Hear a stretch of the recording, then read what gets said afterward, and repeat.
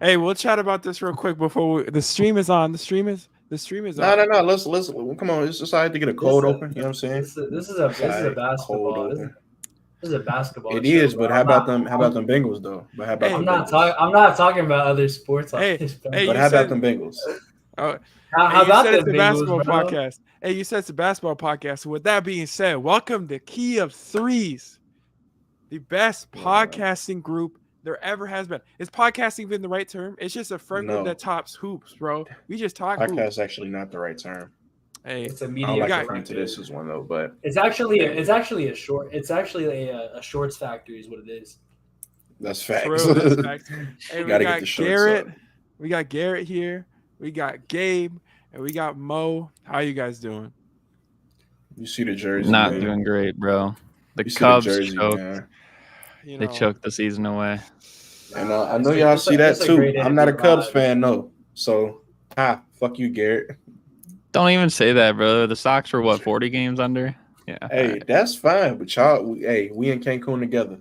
it's fine being poverty since 2005. But bro, y'all We in can go anyways, cuddle. Cancun together. Y'all can Bro, go you cuddle talking on the about couch. poverty. What are y'all without that 2016 ring, man? Stop it. Keep it a buck. what do you Stop it, guys? bro. It's 2005. Anyways, That's This is hey, a baseball whatever, podcast. whatever. this is a basketball show. Man, this is Exactly. a baseball show. podcast. I might have to go, bro. My baseball knowledge just about equates to Nah, but your all football right, knowledge let's is there. go So how about them Reds. Bengals? How about them Bengals, Nah, I'm with Gabe on that after seeing how the Bears blew yesterday. bro? Yeah, that's Justin crazy. Fields. All y'all football teams is ass right now. Insane. Couldn't be me. Dude, the Bengals are the AFC version of the Vikings. My basketball team's about to be just as bad too. That's rough. And now I'm depressed because my basketball team. I don't know. I think the Clippers will be a little better than you think. Bro, When's the last time we even talked about the Clippers? No, you know Just wait till that time comes. Wait till it comes. We're talking When about they trade for favorite. Harden, I'm slandering them even more. Hey, talking about favorite teams.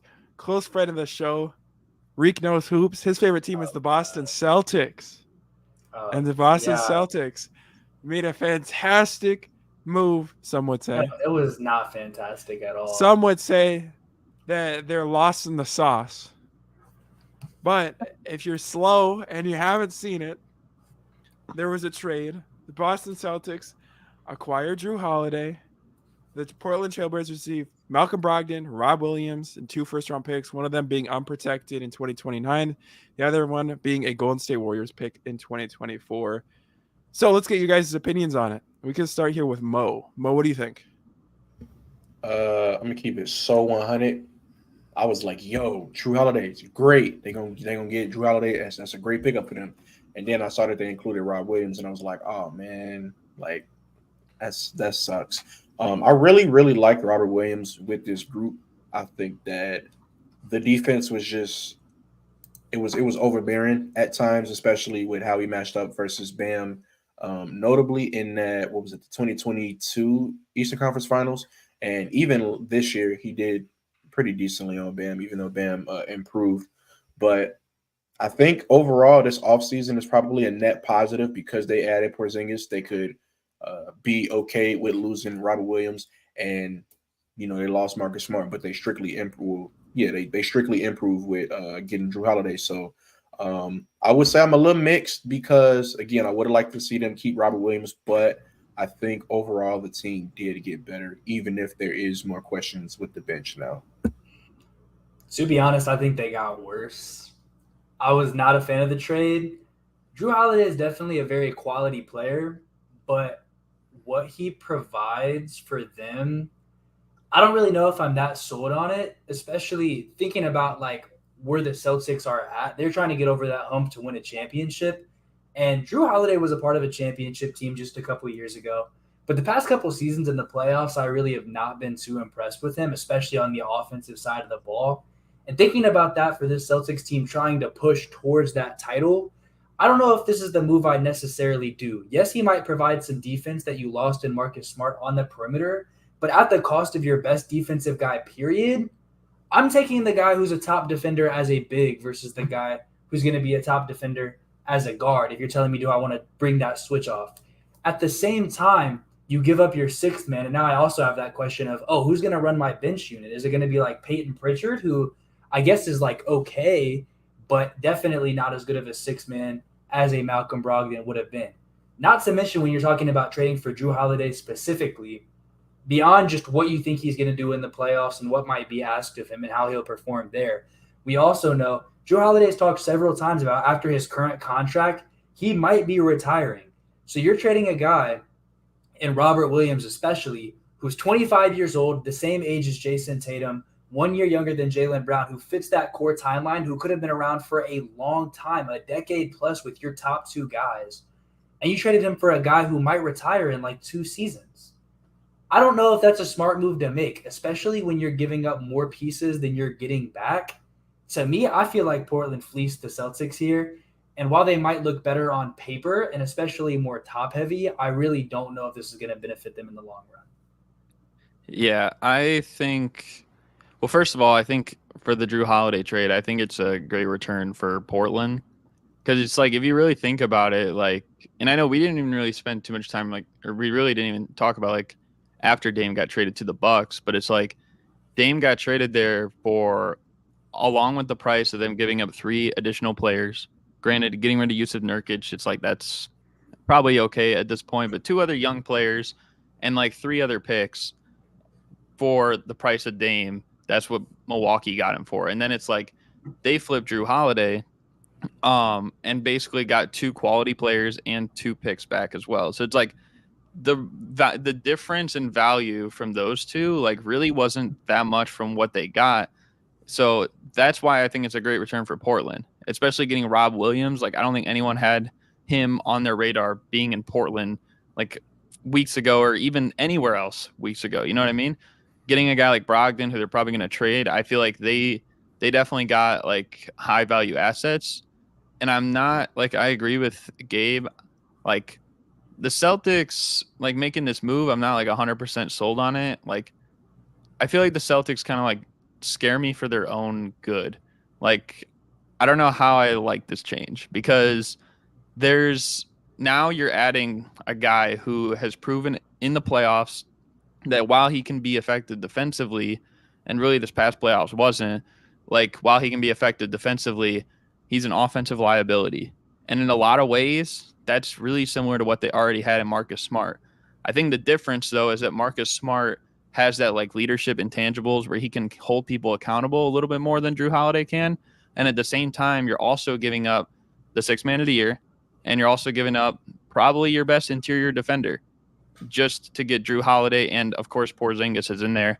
But it's like, it just seems like they're kind of in desperation mode because of how last season played out. They very well were really close again to making the finals, but it's like getting down 3-0 to an 8 seed like is a horrible look, especially when you're one of those top tier teams all year long. And there's other teams that are going through it, like through the tough patches of the season. And so I don't know how I feel about this for Boston. Do I still think they're a top 2 team in the East? Yeah. Do I think that this pushes them over Milwaukee? I don't. I feel like they'll still be an elite team to an extent, but I can't trust them over a team that has 2 of the top 10 players in the league and a proven championship number 1, or if he's not number 1, just like a best guy on your team, and also another championship closer in Chris Middleton, a championship rim protector in Brook Lopez. And that culture is a little bit more defined than Boston's. And I'm interested to see how the Rob Williams-Ayton pairing plays out in Portland. But yeah, and even for Portland, it's like they're not even done because like they haven't even traded Brogdon yet. I'm sure he'll probably find himself on another at least playoff team contributing somewhere, maybe within the first couple weeks of the season, if it even comes down to that. So I like what Portland did. And I guess even for the Dame thing, obviously going after a guy like that was huge for Milwaukee. I don't know how I feel about what Boston did. I got you. Real quick, I would say if you remember the timeline of events that happened for the Celtics offseason, originally, if I'm not mistaken, they tried to trade Brogdon. They didn't get the trade through, and then the Marcus Smart trade happened. So that says to me, all right, you say, yeah, they losing the 6 man, cool, but they was already willing to part ways with him anyway. I think that the biggest loss this offseason obviously is Robert Williams, especially because we all nobody saw him getting traded. It was, England's here and there of Marcus Smart potentially being traded, but a lot of us wrote that off because he was the heart and soul of the team. And I would say you said desperation mode. I disagree only because Brad Stevens has been very, very aggressive throughout his tenure. When he rose up to the GM position, GM, right? I'm not mistaken that. Yeah. So when he rose up to that GM position, he's been very aggressive in targeting what he wants.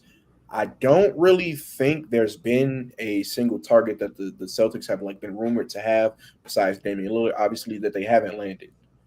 I think that it's not desperation mode. It's just they know what they need and they're taking an opportunity before someone else is just able to snatch it out their hands. Because you look at Jason Tatum and Jaylen Brown, it's multiple iterations of them. It's multiple iterations of a team that you can put around them that can be serviceable enough for 1 and 2 to take over and lead them to a championship, or at least lead them to a finals, as we saw. So I think it's all right. We know who we got for the future. Let's try to win right now quickly, obviously, because they dealt 2 first-round picks in that. One of them from Golden State, and then the other one was a 2029 pick. So they're not concerned about the picks. It's a win now move from a team that was already in win now mode. So I guess you can kind of consider it overpaying, especially for a player like Drew Holiday, in which I would say it is an overpay. But hey, win now moves. It's a win now league. So win now moves are going to be made, and whether this makes them better than Milwaukee, I don't know. But it's clearly a 2-team race in the East right now, and I don't think anybody would say different. Well, how do we know that they know what they need is my big question. Because, even in other Celtics, iterations of their team since Brad Stevens has been there, that hasn't totally been the case, because how long have they gone now and they haven't won a title? And if you only want to use the time he's been at a GM position, then this is probably the first big major shockwave offseason that we've seen, where it's you're getting rid of the heart and soul of your team in Marcus Smart. And then you're also getting rid of basically your 2 best defenders from your finals run year. You know what I mean? And you're bringing in 2 guys that have one who's, never been in a situation like this. And the other guy who on the offensive end kind of provides a lot of the same mishaps that the other guy did it was the defensive player of the year.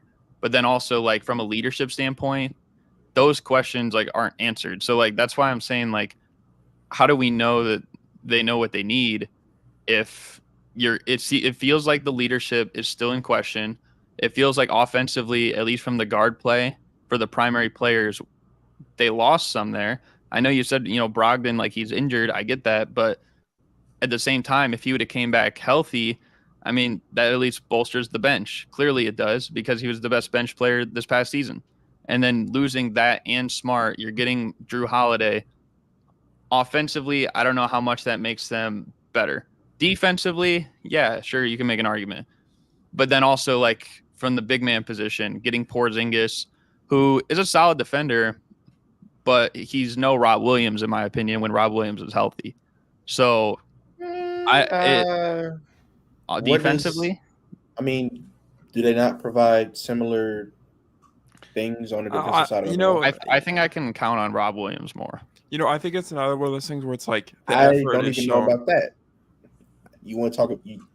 Are you saying based on a game-to-game performance? Because you couldn't be talking about health, because they both had they share. Well, they're both injury prone. I'm saying in a big game situation, someone that I can count on, especially even in weird times where it's you got to take a matchup that might not be favorable for you in that situation. I feel way more comfortable then with Robert Williams than Kristaps Porzingis in that sense on the defensive end. Offensively, Kristaps Porzingis is going to provide a whole different element to the game that Rob Williams can't. But it's we also haven't seen the Celtics play to that way with 2 bigs that can stretch the floor like that. Horford, yeah, but have we seen it with 2 bigs that can do that on the offensive end? And then how's that going to translate for Jason Tatum and Jaylen Brown on offense as well? I think there's a lot of different factors that like come into play here. I think when you talk about like whether the Celtics got better or worse, to me, like I genuinely think that going from Marcus Smart to Drew Holiday at that starting guard position is a lateral move. Now, regular season production, you might say like Drew's a little bit better, but we know the Celtics are going to win a lot of regular season games, and in the playoffs, at best, it's a lateral move. At worst, you might have gotten worse because Drew Holiday is only on the decline. He wasn't good on either side of the ball last season and has not been good on offense for several seasons. So say what you want there. So you're really saying, oh, is Rob Williams and Marcus Smart, or not Marcus Smart, and Malcolm Brogdon for Kristaps Porzingis, is that worth it? Does that make the team better? And to me, I'm going to go with no. Now, do I think Porzingis is better than Robert Williams? Yes, I do. But when you look at this offseason as a whole, I don't think Porzingis is better enough to where it makes up for losing Malcolm Brogdon. And you brought up the point of like, oh, well, they were going to trade him anyways. But in what they were doing there, like, I don't know exactly what the situation was. I think that was a part of like the Porzingis stuff. So at that point, like, that was a little bit different. I don't know if Smart was involved in it. I have to go look at the details of that trade. But just looking overall at like what they did this offseason, yeah, Porzingis is good, but he's coming off of his best season. We don't know if he's going to replicate that or if he's going to just be closer to what he was in his Dallas days, which was fine, but nothing great. Whereas while both of them have injury concerns, I do think for what the Celtics needed, Robert Williams provided a lot of that as far as that defense and even like high post passing and just being a fluid big that could do a lot of things and a more free-flowing offense that didn't have like one set playmaker. He did a lot of good things for them. And then just not having somebody to run that bench as well in there, it's like, I don't know if that's worth Kristaps Porzingis, especially knowing that like Robert Williams, he has those injury concerns. Last season was really one of his first like full injury-free seasons. Well, I got something to add here with the Celtics. I think they've always enjoyed having a somewhat reliable ball handler at the top of things. I mean, you have Jason Tatum right now, who is your superstar player, and I'm not saying that he isn't a viable option for that. But with the Celtics, if you think about it, for the longest time they had Isaiah Thomas, they had Kyrie Irving. Well, he wasn't exactly reliable because of some off-the-court issues. But when he was on the court, you knew what you were getting out of Kyrie Irving. And then even Kemba Walker, when he was at the end of his career, you knew what he was going to be, a guy that had success in the past in the NBA. And I think that they're taking the bet of having Marcus Smart off the team, who they think is a limited player, which I agree with, and bringing in a guy like Kristaps Porzingis, who they can hope can bring some sort of defensive edge to this team, while also being able right now to bring in Drew Holiday. Well, Gabe, you said that in the postseason, it may be a lateral move, if not a downgrade at times. A downward move, yeah. I agree, depending on the year. And that's the biggest problem is with this Drew Holiday trade. I think it's a certified complete upgrade during the regular season. And if we get Drew Holiday regular season in the postseason, you're absolutely upgrading your team. But the biggest question mark is, are you going to get that? And I'm not 100% sure. And I have a lot of questions because it seems like they're banking on quite a bit here. Well, first of all, Drew Holiday not retiring in 2 years. Second of all, Kristaps Porzingis being able to provide the defense that Rob Williams provided. Well, not only Kristaps, but just the bigs in general. And are you going to count on Drew Holiday to provide some sort of leadership that a Marcus Smart would bring? And I don't know. That's my biggest concerns with the Celtics team. They're banking on a lot. And from my experience, if you bank on a lot and you're expecting a championship, it's not going to happen. And with that being said, talking about championship contenders, is Ayton a top 10 center? The Suns know all about him being a championship center. He is easily a top 10 center. I didn't struggle to put him on that list at all. We did consider both him. I believe we have considered both him and Rob Williams in the list. So both of them could be on some lists, or one or the other, or neither. But yeah. Yeah, I honestly want to get into Portland, but We gotta let John get it off because Yeah, John, he's you joining gotta- us here. What's Man. going on? What's going on, My John? dog. What's up, y'all? Can y'all hear me? Because I'm on my hotspot. Y'all can hear me? Because I'm Yeah, lagging we from can. mine. Yeah, All right. Now you're good. All right, bet. All right, cool. So I did join a little late, y'all, so I do apologize about that. But it sounds like y'all was talking about this whole Celtics move, which is honestly a splash. I would say a big news splash, but kind of like how Gabe said. If you really look at the move, if you really look at the team and what they were, it's kind of a lateral move. I definitely love Kristaps and what he's going to bring if healthy. Yeah, we just seen the best season he's ever had, so super excited about that. But what I want to, I guess, like only thing I want to add is I'm sure you already talked about everything is the fact of like, man, the Celtics organization is like they're swinging for the fences, right? Because a lot of times you try to play it safe. You know, when you have your star player, you're like, oh, like he's young, we got some time. Like, let's try to find the perfect window. But nah, like the Celtics organization just said, let's do everything we can to go all in Jason Tatum and Jaylen Brown. Let's try to maximize this window and get it done. So I'll be honest, like as much as it may not be like a home run move, like as much as you may not become like that much of a better team, you definitely show Jason Tatum that you're trying to put the pieces around him to for them to be able to get it done. So I like the move. Health is their biggest question, but realistically, that's every team's biggest question. Yeah, I really still think the biggest winner here overall is easily Portland. Like what Portland's done in this Lillard trade, just on the macro scale, everything they've kind of gotten in total from the couple of transactions that they've done now, bringing in somebody from the Lillard trade, facilitating him to Boston through Drew Holiday, and basically just everything they've done this offseason. The young core that they have now, I genuinely think is one of the best in the entire league. The fact that they could tout a lineup next year that's like Anthony Simons, Scoot Henderson, Shaedon Sharpe, Jeremy Grant, and then either Robert Williams or Ayton, and the other one is like the sixth man or whichever one of those guys you think wants to come off the bench or whoever ends up coming off the bench. But that being your top six guys, there's such a wealth of talent there that they're destined to find their next stars. Now, asking me who I think is most likely to be like the guys out of that, probably Scoot and Shaedon, if then one of the bigs ends up panning out long term and maybe the other one doesn't. But I think out of those six, Jeremy Grant's definitely going to be gone in a couple years. Like, I think he's making the most money right now. He's there. He's been in the league for a little bit longer, but still a quality player on the roster. But looking out of those, I guess the other five, I think at least three of those guys are going to end up being really quality pieces for them long term. And for them to be able to do that in the midst of a star player trade and not even go through this awkward phase of just having nothing, but going straight from, yeah, we have this top guy, straight into, oh, we have all these assets and already have this talent on the roster. I'm so impressed with what they've been able to do. The thing I hate is that, like, I feel like Anthony Simons, though, is going to get the Monte Ellis treatment with that team. Oh, for because sure. I feel like he's, great player for sure. And I feel like even this year, he could probably be their leading scorer. I mean, he was like basically their primary option besides Dame last year.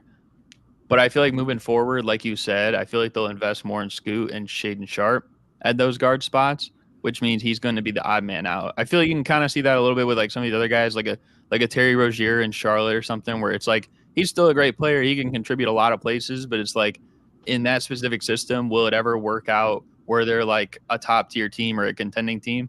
And the answer is probably no. And it's like they need to, I guess, fit the mold in a different system. That's the only thing I hate about the way they're set up right now. And it'd probably be more easy to accommodate for if they didn't pay Jeremy Grant so much money. But I don't know. That shit was so dumb. Yeah, that shit dumb. was so dumb. I mean, I just think I don't hate it.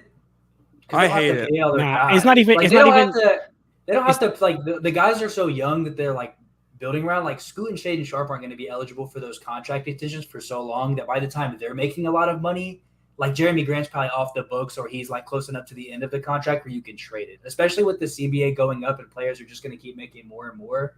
Like I think by the end of that, it's not going to interfere with their ability to like extend a Scoot, extend a Shaedon Sharpe, and build around them in the future. It's just funny to me that their two max contract slots are Jeremy Grant and DeAndre Ayton.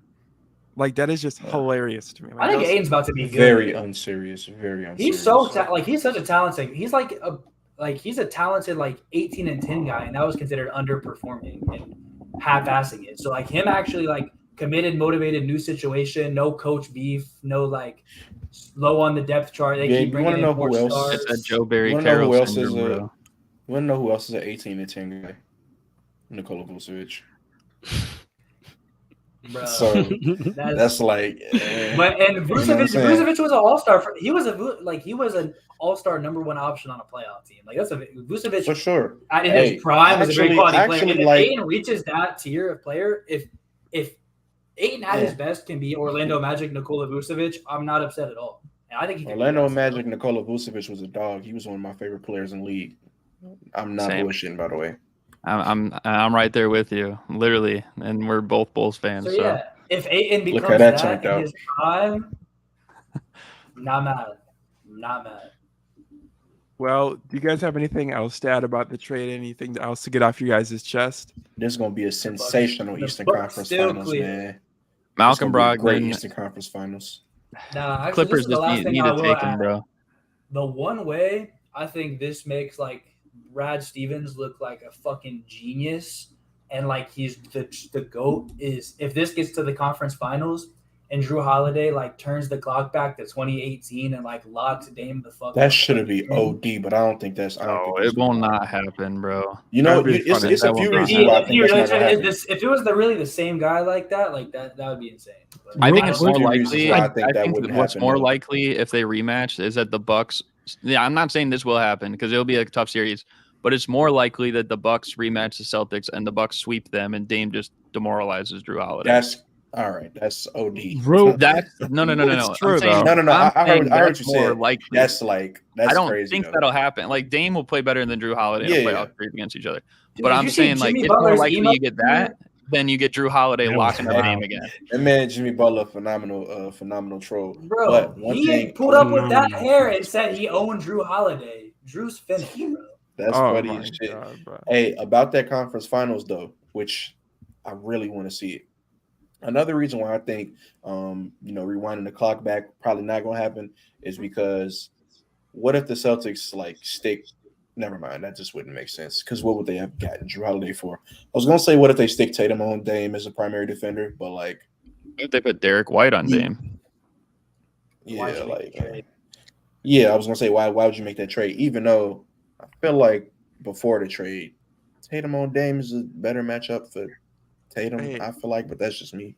Bro, I think it was reactionary, bro. Portland played that shit. They said, "Oh yeah, we'll take the Bucks starting point guard and give you this star player." Then the other Eastern Conference contender said, "Oh shit, we gotta bounce back. We gotta have our rebuttal to this." That motherfucker Joe Cronin turned Dame into a lot of assets.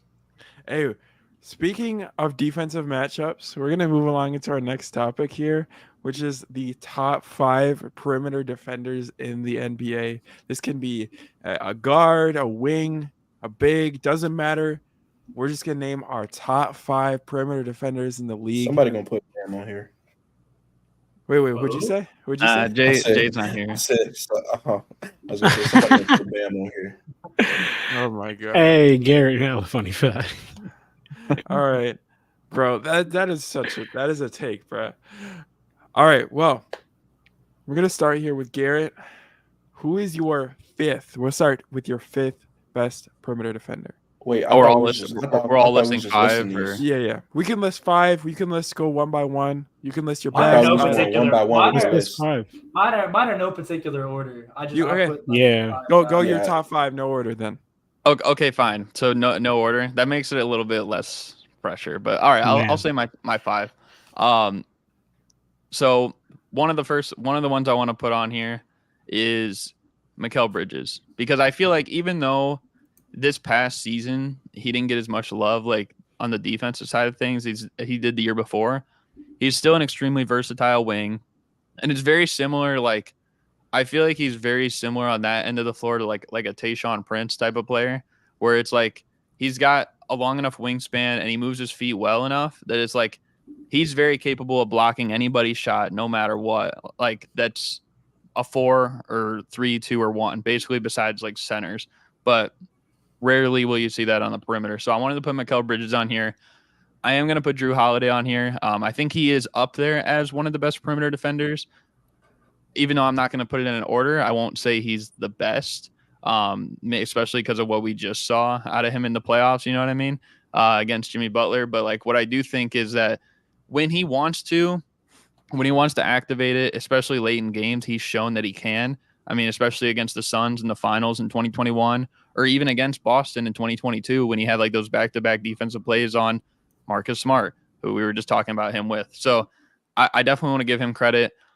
I also want to put Derek White on here because I feel like not enough people give him the credit he deserves last year on the defensive side of things. And one could argue, I think, and I will kind of spoil before I get to my last two, I don't have Marcus Smart on here. It might be a little surprising. I just feel like Derek White's a little bit more disciplined, but they both do a lot of the same great things on that end of the floor.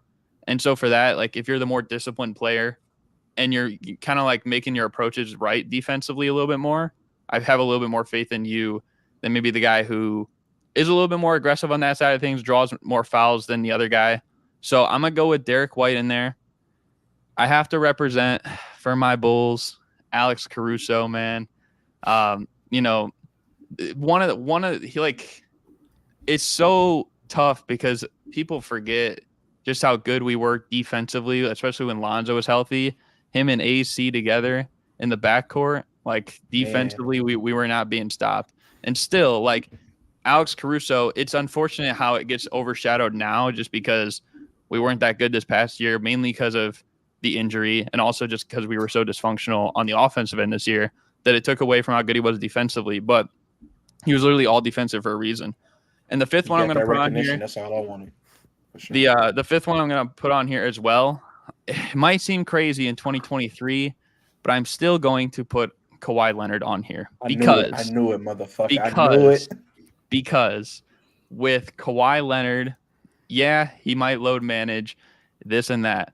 But one thing I do know is that in the playoffs, you know, assuming he's there, assuming he's healthy, as we've had this debate already many times, assuming he's healthy, he can lock up anybody. And I think he could probably defend anybody and give them more challenges in a playoff setting than anybody else in the NBA. He's done it to Kevin Durant. He did it for stretches in playoff series against LeBron James. Like this, and prime LeBron too. He did it against Luka back-to-back times when really no one else has shown that they could. Like, I got to give him credit, bro, because there's not a lot of guys, or really there's maybe not any other guy that can do what he does on the defensive side of things when he wants to turn it on in the playoffs, and he pretty much always does. So those are my 5. I will give a slight honorable mention. He's not quite there, but you know, I will give a little shout out as well to another Bull, Patrick Williams, just because I think he was like one of the best statistically ISO defenders in the league this past season. So the sample size, maybe not quite as much there, not as decorated as these other guys for sure, but I'll give him a little bit of a nod, especially because I've been slandering Patrick Williams maybe too much over the past year. So I'll give him a little praise today. So those are my 5 plus 1. Hey man, it's a good 5. Also, a part of my 5, Alex Caruso, but we're going to get that out the way. First team all defensive bid. I was super, super happy when he got that because I really thought he was going to get looked over because the Bulls failed to make the playoffs and stuff like that. But, hey, Alex Caruso, shout out to you, man. You've been one of the few bright spots on this team for your tenure being here, man, and especially when you with Lonzo, bro. It was like the clutch time defense was crazy. They was coming up with steals left and right, and then just – got me reminiscing and shit, man. That's crazy. But Caruso's on there. Drew Holiday's also on there. I feel like I don't got to go in depth with Drew Holiday. Y'all fuck with Drew Holiday. Y'all know Drew Holiday very good on the defensive side of the ball. I will say it's funny that people bring up the Heat series because he got cooked, but like a lot of that wasn't even him playing bad defense. It was just Jimmy Butler wasn't missing. That motherfucker was a flamethrower through that whole series. So it's funny because the best defenders, it would make sense that they would get cooked the most, but that boy was just That boy was burnt toast in that motherfucking series, bro. It was crazy. And it hurt his reputation a little bit, but sometimes you just can't do shit about that. And he really couldn't do shit about that. That man said, I own you when they was down like 4 points, and then they came back. That's just, hey, what you gonna do about that? You can't do shit about it. I'm also, this is in no order, and he probably wouldn't be like in the top 5, but Pat Bev, I really, oh shit. All right. You definitely heard that. But Pat Bev, I fuck with Pat Bev, man. He transformed the Bulls when he came late in the season, and we actually looked like a competent team. Part of that was on the defensive end. I really like what Pat Bev brings. He's really irritating, and that's good for teams to have one of those players. Sometimes it's annoying, but he didn't like go tech crazy when he joined the Bulls, so he gonna make my list. And then these last two players, they faced off against each other in the Eastern Conference Final Series. One of them is Jimmy Butler. We know who he is, and the other one, y'all motherfuckers gonna start putting respect on his name, bro. Jason Tatum is a top 7 perimeter defender in this league, and I'm including him on this list because I feel like he don't get it his credit, man. Go look at the matchup that he had from games 4 to game 6 in that Eastern Conference Final Series. He was locking Jimmy the fuck up, and it don't get talked about because they lost the series. But that's my 5. I like that, Mo. I'll go ahead and run off my 5. I mean, I don't even need to go deep into none of these. Most of these are the ones that you guys have had as well. I also have Mikal Bridges, extremely underrated. I also have Jrue Holiday. I think people like, and I was even talking to one of my homies about this about like the recent trade, and I was like, man, like that's crazy. Like people are acting like Jrue Holiday sucks. Like, yeah, he got cooked in one series, but like, chill out. Like we know what the man do. Like, and even Gabe, I ain't gonna lie, Gabe. Earlier you gave him a stray. You were like Jrue Holiday is not good offensively or defensively. Nigga scored like 20 points per game last season. So, but basically, in that playoff series, he wasn't good. I think in the regular season, he was definitely an upgrade. In the playoffs, I was a little concerned. But yeah. I hear you. But anyway, I just think that people just in general just have this recency bias or recency prisoners mentality, whatever that word is, to my boy Jrue, and I feel bad for it. Derek White's another one on there. This one, I ain't gonna lie, probably would not crack the top 5, but personal favorite of mine. I love watching this player play defense. Matisse Thybulle. I ain't gonna lie. Matisse Thybulle is a dog on defense, and he's just super long. I had to say pause before anyone even got on me. And then Mo. I don't know if you saved yourself by saying how I had you to. You thought of it before you said it. You're like, I want to say he's super long. Yes, but then I had to say pause though. That's why I said pause. All right. Anyway, and then last player, honorable mention, Mo. You said it best, Pat Bev. And I'm only saying this as a Lakers fan. Like half of defense is just like how annoying can you be? How much of a dog are you? And he might be the biggest dog in the NBA. I ain't gonna lie. He also got the funniest moment last season when he grabbed that photography camera and pointed that shit out to the ref and got attacked. That shit was hilarious. So funny. That shit was hilarious. But the call was wild though. I feel him. Yeah, the call was wild as fuck. It's just why he grabbed that person camera and dead ass showed it to the ref like he wasn't gonna get tacked up. Did he not get ejected for that? No, he said on I think he said on a podcast recently. No, I'm surprised. I think he said on a podcast recently. Someone just like handed him the camera too. Like just he randomly just walked to the timeline. Someone just handed it to him, and he just like it's like all right. He just walked over to the greatest moment of Patrick. He's a national treasure, bro. He's like one of those guys who was never like a star player, but when he retires, like motherfuckers will remember. Hey, my baseball fans like Bartolo Colon, bro. He's like that means nothing to me. I have no idea what you're talking about. Garrett, you know what I'm saying. Bro, don't compare him to that old man, bro. Okay, buddy. Gabe, talk to us, Gabe. The 5 guys on my list. You guys had a lot of good shouts to people that I like also had in consideration. Like a Mikal Bridges, Alex Caruso is the main ones who are like I did not put on here, but I assumed that somebody would bring up because they're obviously that caliber of player. I have a couple repeats here, so I'll go through those first. Jrue Holiday. plenty of you guys, I think all three of you guys had him on your list. Like, for as much as we kind of slandered him earlier, we know what he does over the course of the 82-game season. And most of the time in the playoffs, I don't expect him to have a performance like he did, like Mo was talking about. Like, last season was just a lot of the Heat could not miss during that series.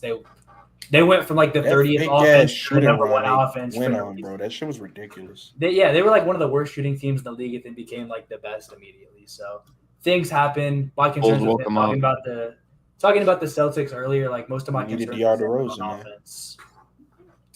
Facts, Mo. But then I also have Matisse Thybulle on there. We know he's always made his name on the defensive side of the ball, and I think he's going to continue to do that as long as he keeps getting the opportunity. Like, he was close to becoming an Andre Roberson for a second because, Andre Roberson was that caliber of defensive guy, but he didn't really have the offensive game. Matisse Thybulle, he was out there as a guard, and he could play defense, but he couldn't shoot. But in his time in Portland last season, he was shooting like 38% from three on about 4 attempts. So on some solid volume. He working on it. So it's like if that stays afloat, like he could for real carve himself out an even bigger role just in the league in general. But as long as he's around, we know he's going to play really good defense.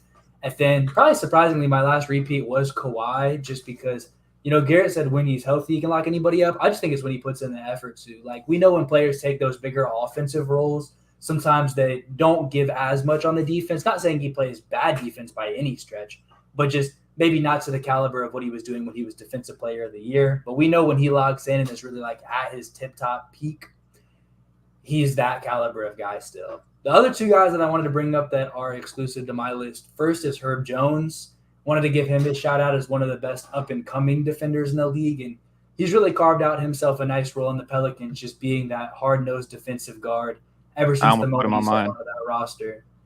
Yeah, like, it's hard not to know what his impact is if you watch Pelicans games, and there's a reason why he's a big part of why they've been so successful, even with the Brandon Ingram injuries, with Zion missing so much time there. Like, he's really been important for them over the past couple seasons. And then the last guy I'm going to bring up, I'm surprised nobody else said him. I don't think anybody else said him.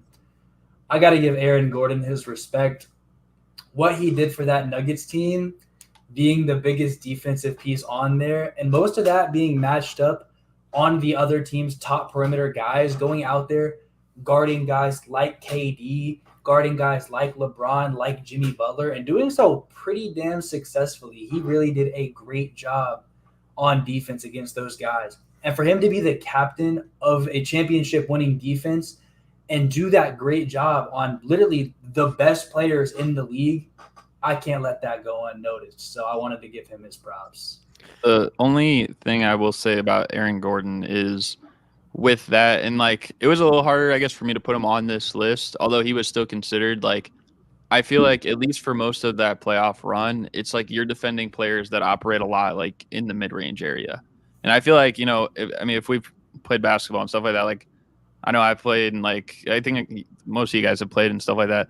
Like defending someone in the mid-range area, especially like if they're trying to go on the drive, like it's easier to stay in front of them, at least between them and the basket, than if they're driving from like the 3-point line, because it's a lot more like you got to like stay in position in front of him and then also like kind of just stay with him. So from that perspective, it's like, it's kind of like perimeter defense, but it's kind of not like, so I guess like I'm kind of basing it off like if someone has the ball at the top of the key or like on the wing, and then like if they're about to make a move, who am I going to trust to defend him in that situation? And so like I still would trust him, but I don't know if I would trust him like a top 5 guy in that area.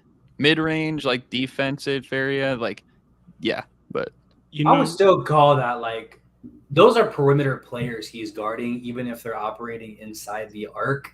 So I'm with like as far as just who's going to be the best at guarding those perimeter players. Like this is like the Bam Adebayo conversation, though. Like I don't think so, because when talking about Bam Adebayo, it was more about his versatility and like him being good on the perimeter as well as inside. I think this is more about like what you define as perimeter defense. And while it's not behind the 3-point line, it's weird to have that conversation because when you talk about like, if you want to have a conversation, say about like the best perimeter defenders of all time, well, you're going to think of guys like Jordan or like Kobe and all of them. And for the most of their career, guys weren't like teams as a whole were not shooting a lot of threes. So are we going to say that they weren't really perimeter defenders because they were guarding people in the mid range most of the time? And so I think that's for a little that, like, different. I was just saying, well, it's a little different because like there's stuff like the defensive 3-second violation wasn't even a thing back then, but also like at least for this, I'm saying like my biggest like counter with why I didn't have Aaron Gordon then is more so like the lateral quickness. It's easier to get to your spots, stay between your man if they're working from 10 to 15 than if they're working from 20 to 25. And like if you saw like when he was guarding Kevin Durant, like especially a guy like Kevin Durant, he drives occasionally for sure, but it's also like he likes the fadeaway, you know, he likes the mid-range jumper a lot too. And I feel like that's a lot of like what you saw in the postseason and stuff like that. So, and even like kind of the same thing, like when he took like the Jimmy Butler responsibility, he took some threes, maybe at times bad ones, but I don't know. I think like, and I'm not saying he doesn't deserve to be on this list because it technically, as much as it isn't like all around the perimeter, it technically still is. But it's like I feel like it says a lot more if it's like you're a guy that can guard someone that's behind the perimeter at the top of the key or on the wing or on the baseline, and then it's like you can stay in front of him or contest his shot. And I feel like at least I think like at least the 5 guys I picked, I would probably have like over him when it comes to that. Question. Before we move on, I want to ask the group a quick question and let me know if this is consensus. Like, would it have been crazy to put Paul George on this list? Because for the same reason you put Yes. Kawhi Leonard, it would have been great. Because I mean, I feel like I don't think so. If you're gonna put Kawhi Leonard, I mean, I'm not saying like that they're the same players. Like I understand Kawhi Leonard's a better player, but on defense, I mean, they're not. You know, I don't think Kawhi Leonard is miles ahead of Paul George and what Paul George can be. Because we're not talking about this last season, at least from my understanding. We're talking about just like The trying. only reason I say yes, and not that it would have been crazy, just that I wouldn't have considered and I didn't consider him, is because I think that he's probably A tier or at least 2 tiers below the elite perimeter defenders at this point in his career. Not to say that he's not still a good defender, but he's not. I don't think he's as elite as he was, and he's just taking a few steps back, and that's not due to anything but like his age, I guess, and injuries. And when push comes to shove too, like more times than not, since they've been on the Clippers, like when it's like you need a guy to lock down someone, like we saw with Luka in the playoffs. Obviously, this past year he wasn't healthy, Paul George, but like we saw like Kawhi was on Kevin Durant duty defensively. Like I feel like Kawhi usually takes that responsibility a lot more. That it's most of the time it's like Paul George is left to guard maybe the second best offensive option or even the third best sometimes, like depending on like the type of Clippers teams they had and maybe if they had a better defensive player, like if it was a Robert Covington or depending on the matchup, sometimes like a Nicholas Batum before like maybe this past season when he really wasn't that great. But I think because it's been like 4 years since then and like we haven't really seen much since then, at least for Kawhi, it's like I've seen him like take Luka responsibility back-to-back times. And I saw him like when he was healthy this past playoffs, like he was guarding Kevin Durant and doing so at a high level. Like I would feel more confident in that, especially based on his track record too, all put together, than what I saw out of Paul George. You know, I'll just throw out my list real fast because majority of them are repeats. Herb Jones was on my list. Gabe went over that. Alex Caruso, first team all defense, fantastic defender. Kawhi Leonard was also on my list, and as Garrett has said multiple times, he is able to lock down anybody, and he might be the only player that can truly lock down anybody when he tries. Drew Holiday, as we've mentioned. My last guy hasn't been mentioned, and that is Jaden McDaniels. I'm relatively surprised he hasn't been mentioned, but he is a guy that, other than like a Kawhi Leonard, he's the only guy that I've seen be able to pick up Steph Curry 90 feet and play extremely good defense the entirety of the game against the primary ball handler and the elite of the elite at his size, at a 6'9", 6'10". Vando's not doing what Jaden does. And John. Vando was on my team. Like, and He was on my team. He was on my team but as my- well, and I my- saw him go to the Western Conference Finals. Okay, I don't care where they went. And, Okay. like, I'm not okay. You could take. I'm talking about the fact that I saw him clamp up Curry just like the same way. No, you're no, talking. I You know. said nobody can do it at his No, size. no. He didn't with Jamal Murray though. What's up? He didn't win He didn't with Jamal Murray. But I was more was trying And to say. again, nobody did. He was Yeah, cooking it's bad hard ISO. with Jamal. It's hard with Jamal. I just feel like they're both on a similar tier. I would probably take McDaniels by a little bit, but I think they're on a similar tier that you could argue either one. You could argue one. is I also was just better. saying. I was just okay. Yeah. I apologize, Jelson. I was just saying as far as like you said, nobody at his size. Vando could do it. That's No, all. what I was trying to say more so was the versatility of it, like being able to go from guarding a Steph Curry, picking him up from 90 feet, to guarding a John Morant and his athleticism, to guarding a three on the wing, from guarding from guarding Trae Young, the versatility of him, and that's the biggest thing is Jay McDaniels is in my opinion, as a more versatile defender than a Vando. And and as a guy that loves Vando, I absolutely love Vando. But Jaden McDaniels is a more versatile player because I have seen both of them play. I've seen Jaden play better defense when it matters most. First of all, when it matters most in the times when you cannot have a shot.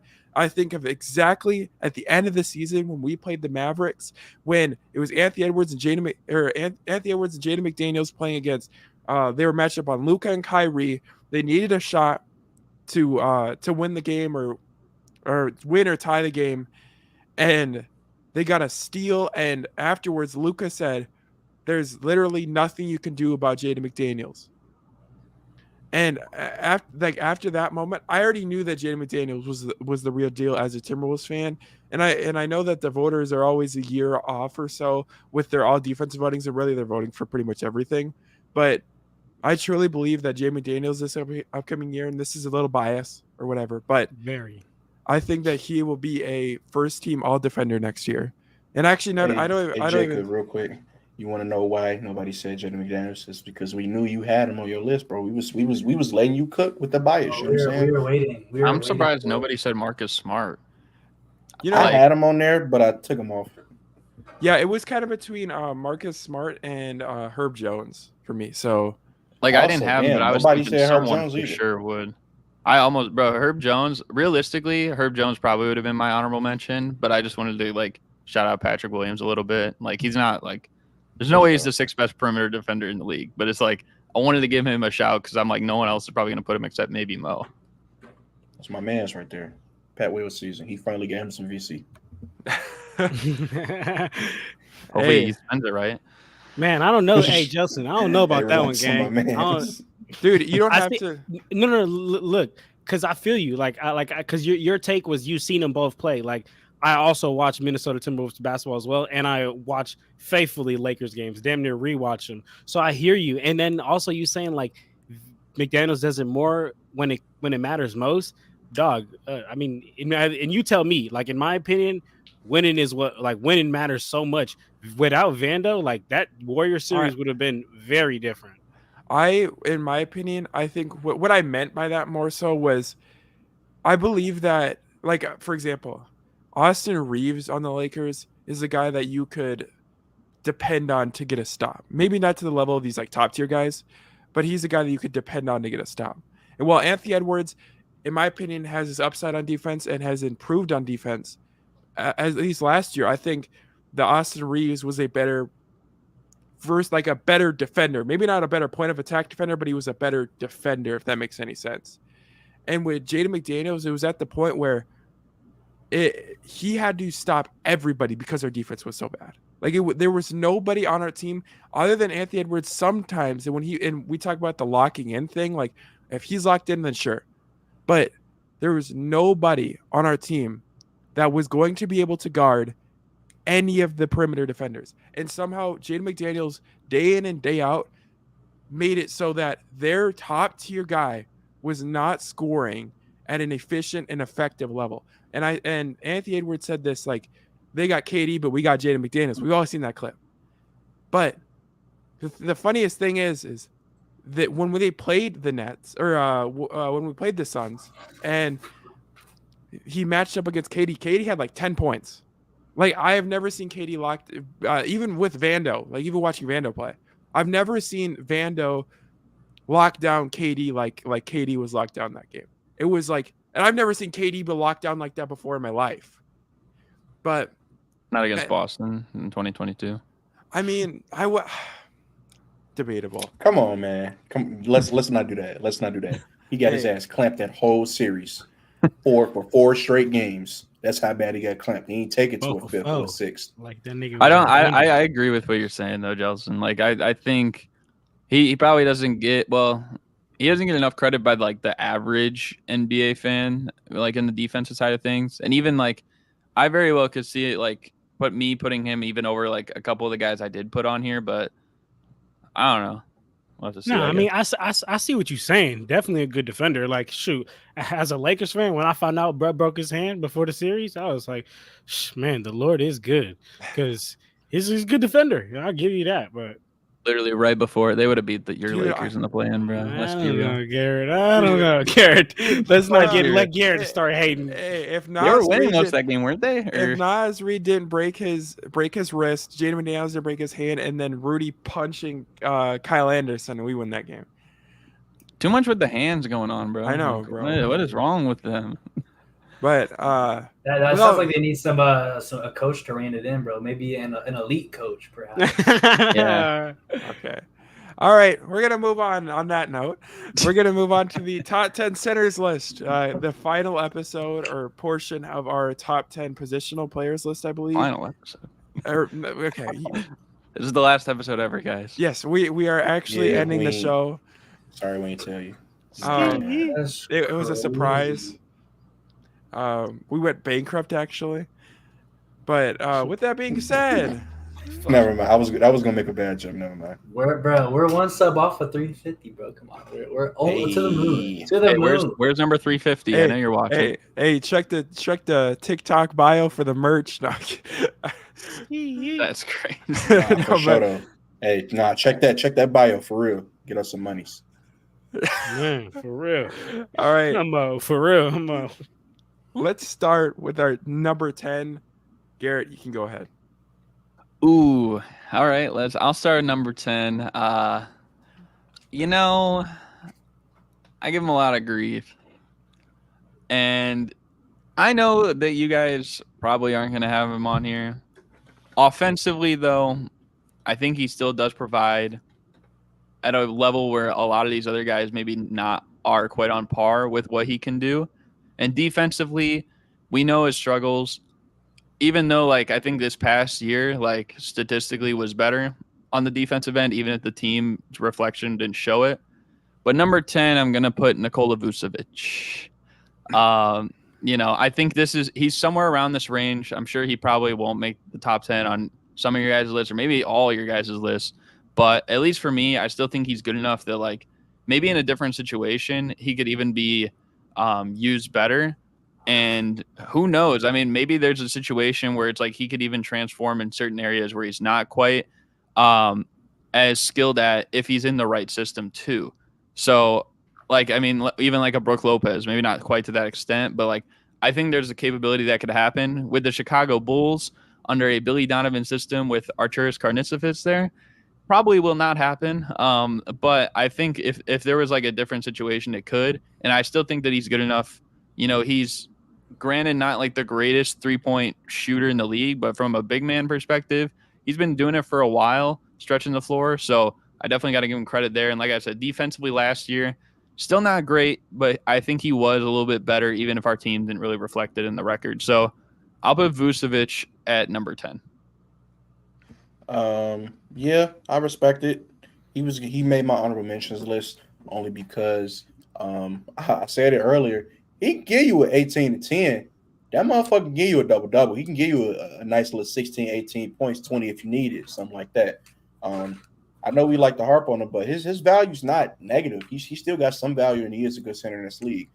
He just didn't make my top 10 list, though. He was honorable mention. Also honorable mention, Nicholas Claxton. I'm expecting a big season out of you, man. Big season. I liked what I saw last season, and it was almost enough to crack into this top 10. But at number 10, give me DeAndre Ayton.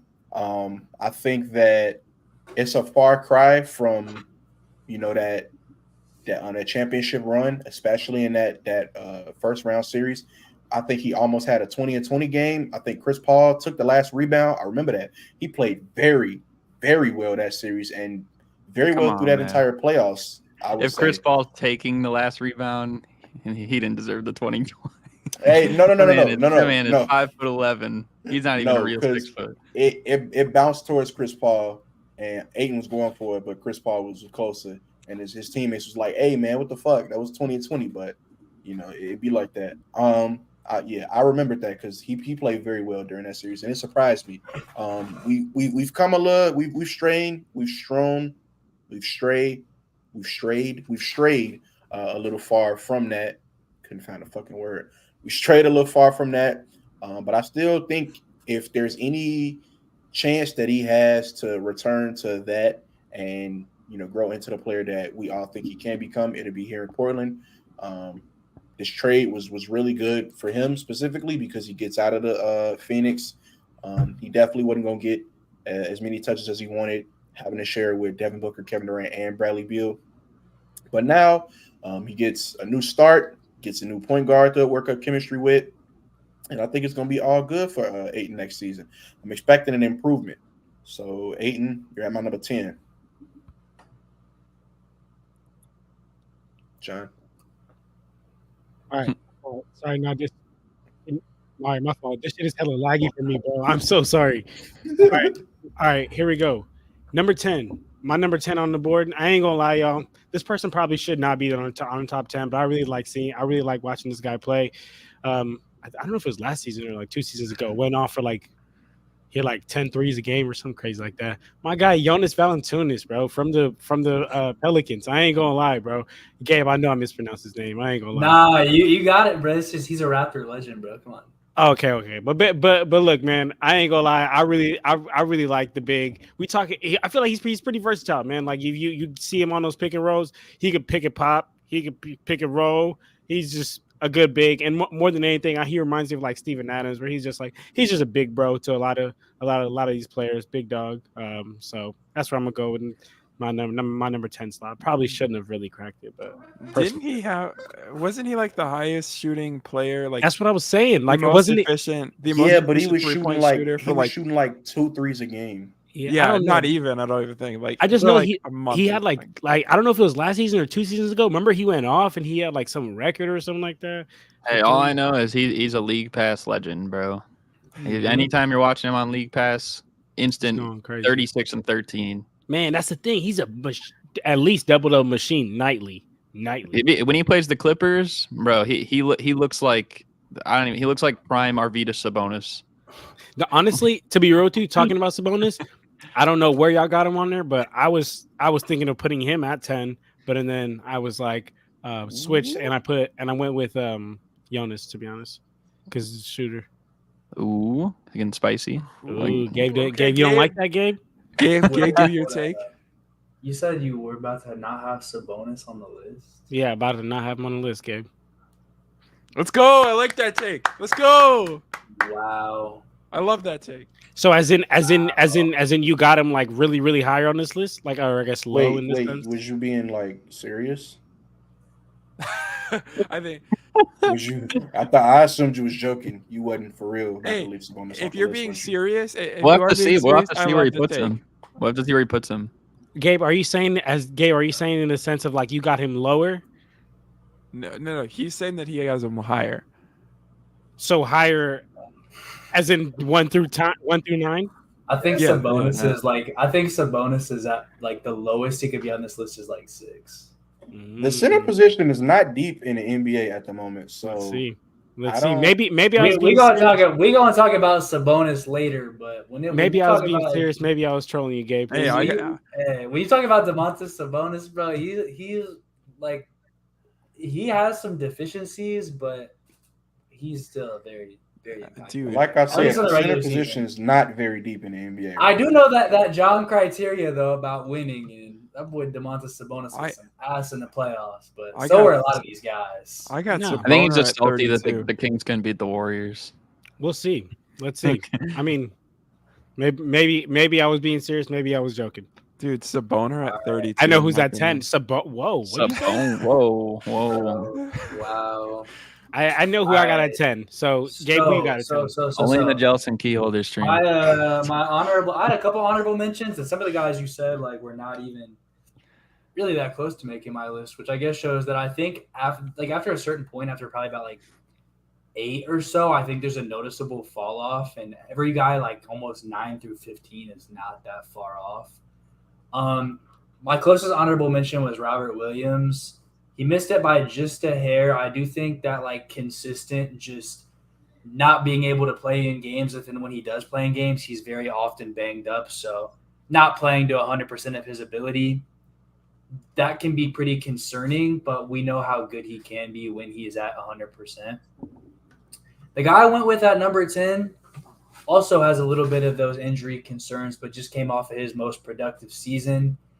And when he's playing, he is usually providing to that highest level, and that's Miles Turner. There's a reason why he's usually so sought after as a trade asset. We know Indiana values him pretty high, so deals usually don't get done. But his skill set's pretty unique as a center. He has that high-level rim protection, but also has that ability to space the floor really consistently. This past season was like his highest season in terms of scoring, and really just overall had his most productive year with Indiana last year. Having that system with, an elite passer at point guard to feed him the ball and like pick and pops and things like that, like was really just bringing his game to the best it's ever been. And I wanted to give him a shout out for that. Respect. That's fair. It's a little lower than what I thought of him, but I got Rob Williams at my number 10. Gabe, you said pretty much what I had to say. I mean, when he's healthy and the defensive versatility that he brings is kind of what literally raises him to this number 10 spot, even though the fact that he is injured sometimes, and even when he is playing, sometimes he's partially injured while playing. And the fact is even when he's partially injured, he's a very effective defender, and that I give him extreme credit for. And when he's healthy, he's a different level, complete difference maker. And Al Horford is like at least number 45 on my list. And Al Horford hadn't been on my list since like 2017, bro. Horford was a dog in Atlanta, though. He ain't making no top 10. He was a dog in the finals too, but he not top 10. Yeah, he was dog, all right. Yeah, he also dog. He also elbowed the fuck out of Giannis in that series after he dunked on him. I know y'all remember that. that was crazy. That was insane, He bro. elbowed the fuck out of him in his head. That was hilarious. Yeah. I was going bowling that day. Unintentional, They of had the course. game on the freaking one of the TVs like back in the bowling alley, and I just turned around and I freaking see that, and I was like, Right. my life low key changed. That day. Yeah. my life changed that day. But yeah, I got Rob Williams at 10. So Mo, you can start us off with number 9. At number 9, this motherfucker was getting all NBA bids just a few years ago. And if that don't tell you about the center position, I don't know what will. Gobert's number 9 on this list, and he's going to continue to fall because, I mean, we know what Gobert brings, but you like 7'3" and you can't consistently catch lobs, and you're like not at least a 15-point per game scorer. I don't get it. But he's still a very, very, very valuable defensive player, even though it looked as if he took a significant step back since those Jazz days. But I don't think that's necessarily that he took a step back. It's just that like he's in a weird spot with him having to play the 5 and him also being Karl Anthony Towns also being on the team. Not only that, but Anthony Edwards being a slasher, so he's kind of in Anthony Edwards' way a lot of the time. But that's neither here nor there. I still value what he brings on the defensive side of the ball, which is why I have him at 9, but he's not going higher than this. And number 8 might surprise you, but that's all I'll say. John. All right. Let's get it. Number 9, correct? Yep. All right, number 9. That's where Aiden comes in at. We talked about Dominating. I've never heard that. I kind of like it. I ain't gonna lie. That's so funny. Don't he literally go that to shit up. DeAndre ate him, bro. DeAndre Ayton did make that him. shit up. That's crazy. DeAndre ate him. Ate him. DeAndre ain't him, bro. Ate him. him. Hey, That's these are kind funny. of funny. I Bro, ain't gonna lie. if you tweet that out after DeAndre Ayton stinker, oh yeah, that's going up. Oh yeah, bro. You got to get Twitter blue after that tweet, bro, because He has it. But yeah, I like DeAndre Ayton. I'm not gonna say a lot, but I ain't gonna lie. That Suns runs when they were making the finals. He honestly, I feel like the Suns were making it. Not, I mean, Devin Booker and Chris Paul was a big reason, but a huge reason was also because DeAndre Ayton, his ability to stretch out and be able to guard some of those players on the perimeter, or at least stay with them until the switch comes. So that's where I'm going with DeAndre Ayton at 9, but he severely has fell off since some days. Hey, my guy at number 9 has had a bit of a fall off as well. This is where I have Jarrett Allen. The lights were a bit too bright. He definitely didn't make it on my list. The lights were a bit too bright. I had to put him on here. I've seen really good play just as a defender, especially on the interior, being a rim protector, and then his ability to catch lobs just from Garland or Mitchell. Like, he plays a role, but I think he plays that role really effectively. And even if he looked pretty bad in the playoffs, he still was one of the main parts, along with Evan Mobley, of that defense being among the best in the league, if not number 1 in the league. I think it might have been number 1 last year. So to be a main contributor to that, because they were already a good defensive team even the year before with Mobley being a rookie. But we know Jarrett Allen is a big part of that impact. I had to give him his credit for that, especially being able to do that with 2 guards on the court who are defensive liabilities, if anything. Like, just the job he's doing there is impeccable, even if he is a bit limited on offense and once again did not look great in the postseason. my number 9 was an honorable mention, I think, for Gabe. Nicholas Claxton is my number 9. He pretty much I think that was Mo's honorable mention. Mo's honorable mention. Yeah. He pretty much brings everything that I enjoyed out of Rob Williams' game, but provides that he's more healthy more often. And I think he only has the ability to go up from this point. And I'm really high on what Nick Claxton brings to the table, especially for a guy that can really be an anchor for a defense. So Nick Claxton here at number 9 makes a lot of sense, especially the pairing of him and Mikal Bridges. That's gross. Yeah, my number 9 has already been said, but I'm gonna go with Miles Turner, my number 9. I feel like when you think about like centers, he does everything that you want them to do in the NBA today. The only problem is that, like, I feel like he's had times where it's like he hasn't really shown us like what he is capable of at times, and like sometimes it feels like he doesn't really have as much of a role in the offense, or you know what I mean? Like, and now it's going to be even harder to do that with Halliburton coming in and like Ben Mathurin, Bruce Brown, and you know what I mean? So like, you're not going to see that as much. He's still going to have a contributing factor. Defensively, I think he's still like a solid defensive player, of course.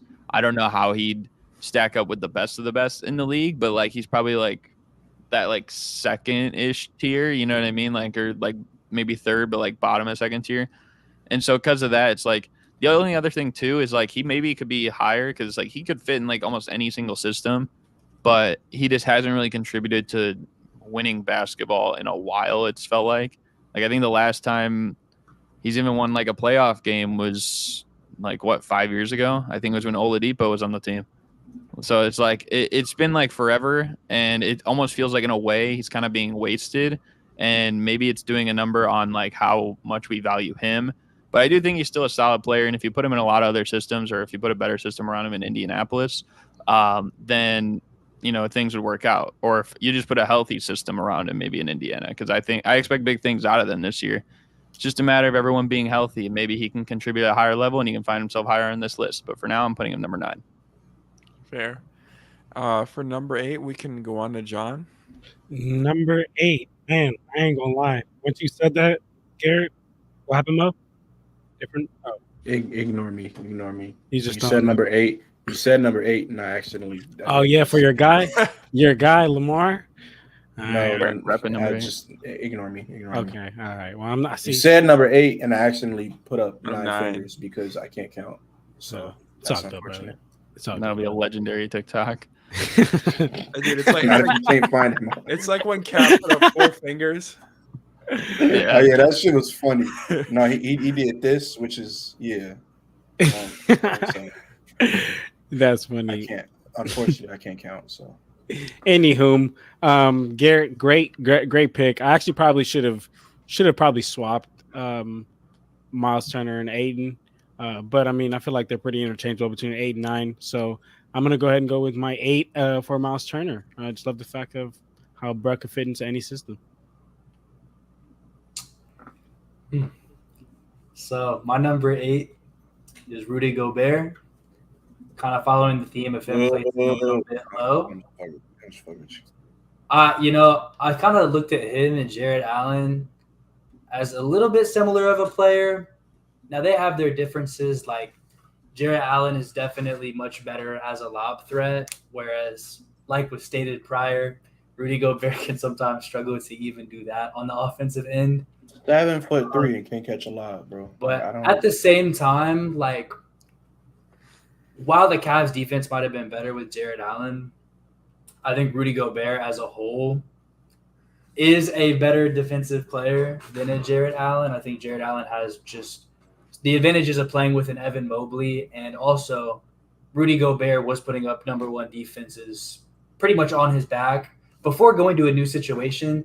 And so I want to give him some of the benefit of the doubt after having what I'm going to call a down year because of that new situation and that new role and things being weird. Cap missing most of the season. We know what the story was in Minnesota last season, but he still did have to drop a little bit. I'm sure he was probably like 5 or 6 on this list last year, maybe even 4.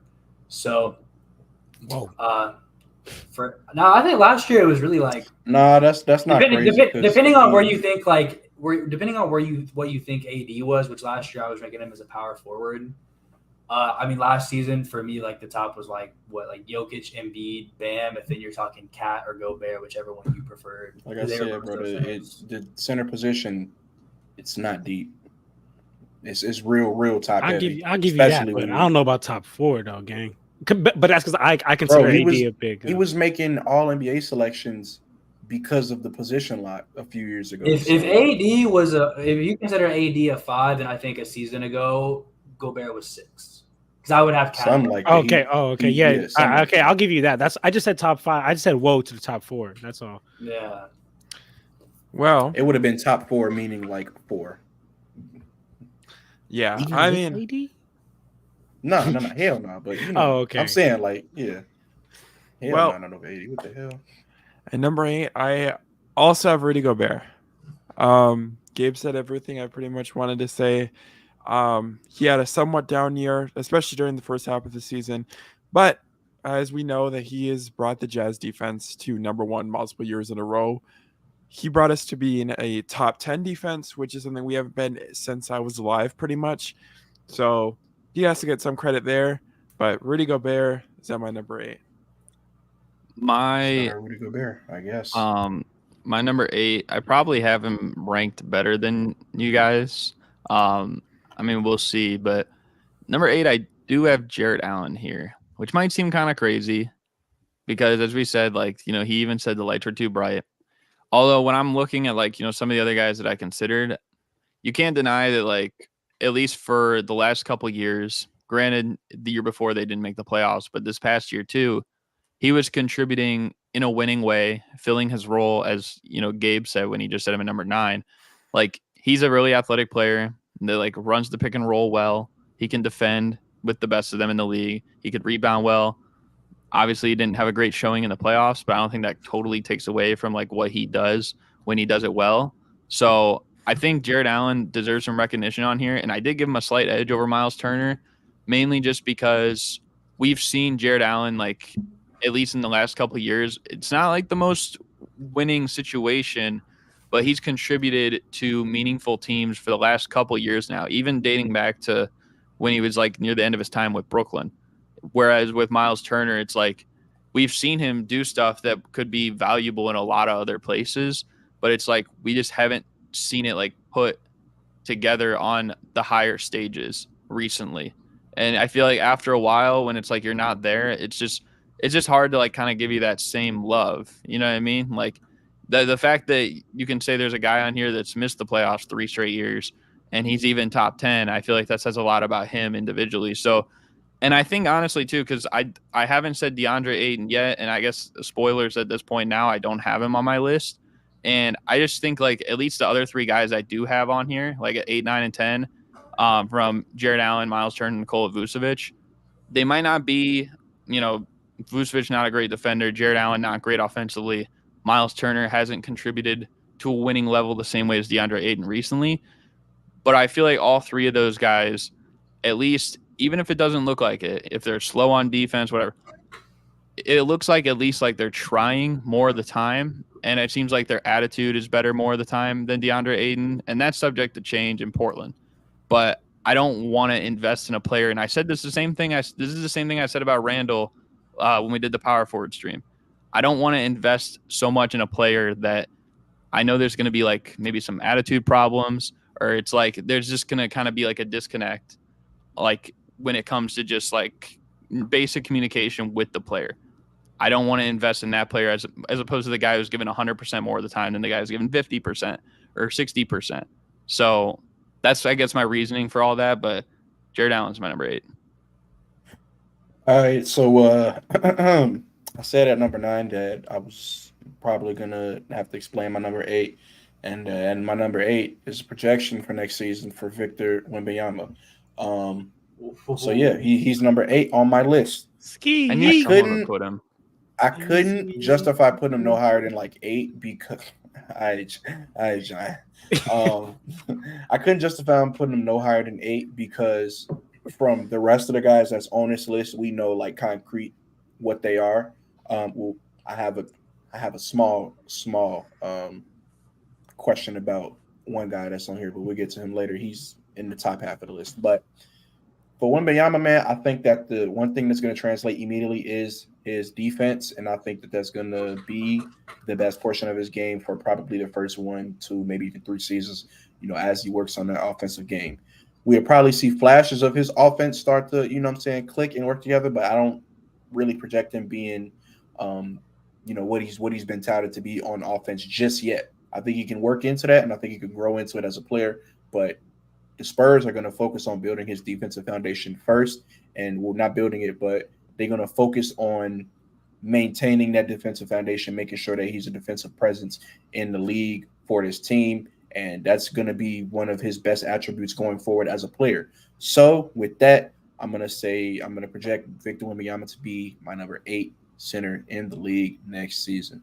I might be high, but I got high hopes for this dude. He was the number 1 overall pick for a reason, and somebody got to be bullish on him, right?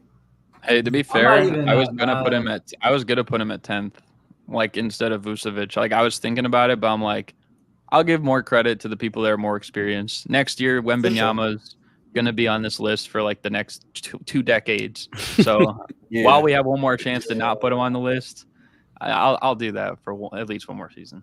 He's so dynamic. Like it's hard to think he's going to be that low. Like he's going to have the opportunity with the ball in his hands because the Spurs have some guys, but one of the lesser talented teams in the league. And for him to be able to come in, have that defensive impact as well as the opportunity to show those offensive flashes and develop that game over the course of the season, I wouldn't be surprised if he's like number 7 even next year, just because he's going to have the opportunity to just develop so much over the course of the season. So Like, really not that upset. The main reason I'm putting him is because of that defensive, like his defensive prowess. I think it's going to immediately translate. He's going to be one of the best defenders in the league, you know, as a rookie.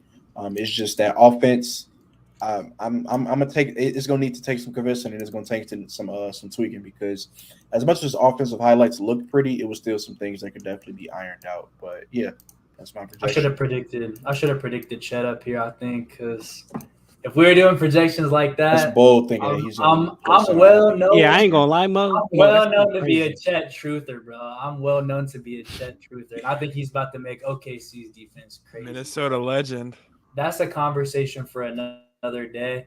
My number 7 is also quite the take. I think I'm the highest on him. And when I talk about being a truther, I got DeAndre Ayton at 7. I think Whoa. he's. I knew he would. I think That's very he's such. I think he's such a talent, and he was still able to produce at a decently high level despite being buried as like a third, fourth option for most of the last couple seasons. Especially think bringing Kevin Durant in, you're talking Chris Paul, Devin Booker, and KD are all probably getting that ball before DeAndre Ayton does. And even with that, he's still able to put up like 18 and 10. And I think that can even grow this season in Portland because while they have a lot of young talent and a lot of mouths to feed, I still think that him having a little bit more experience, especially early on, is going to result in him and Jeremy Grant definitely getting a lot more touches to start this season. So I think we'll see a lot of production from him. He seems really happy. He seems really motivated. And I think that's also going to contribute to some increased production.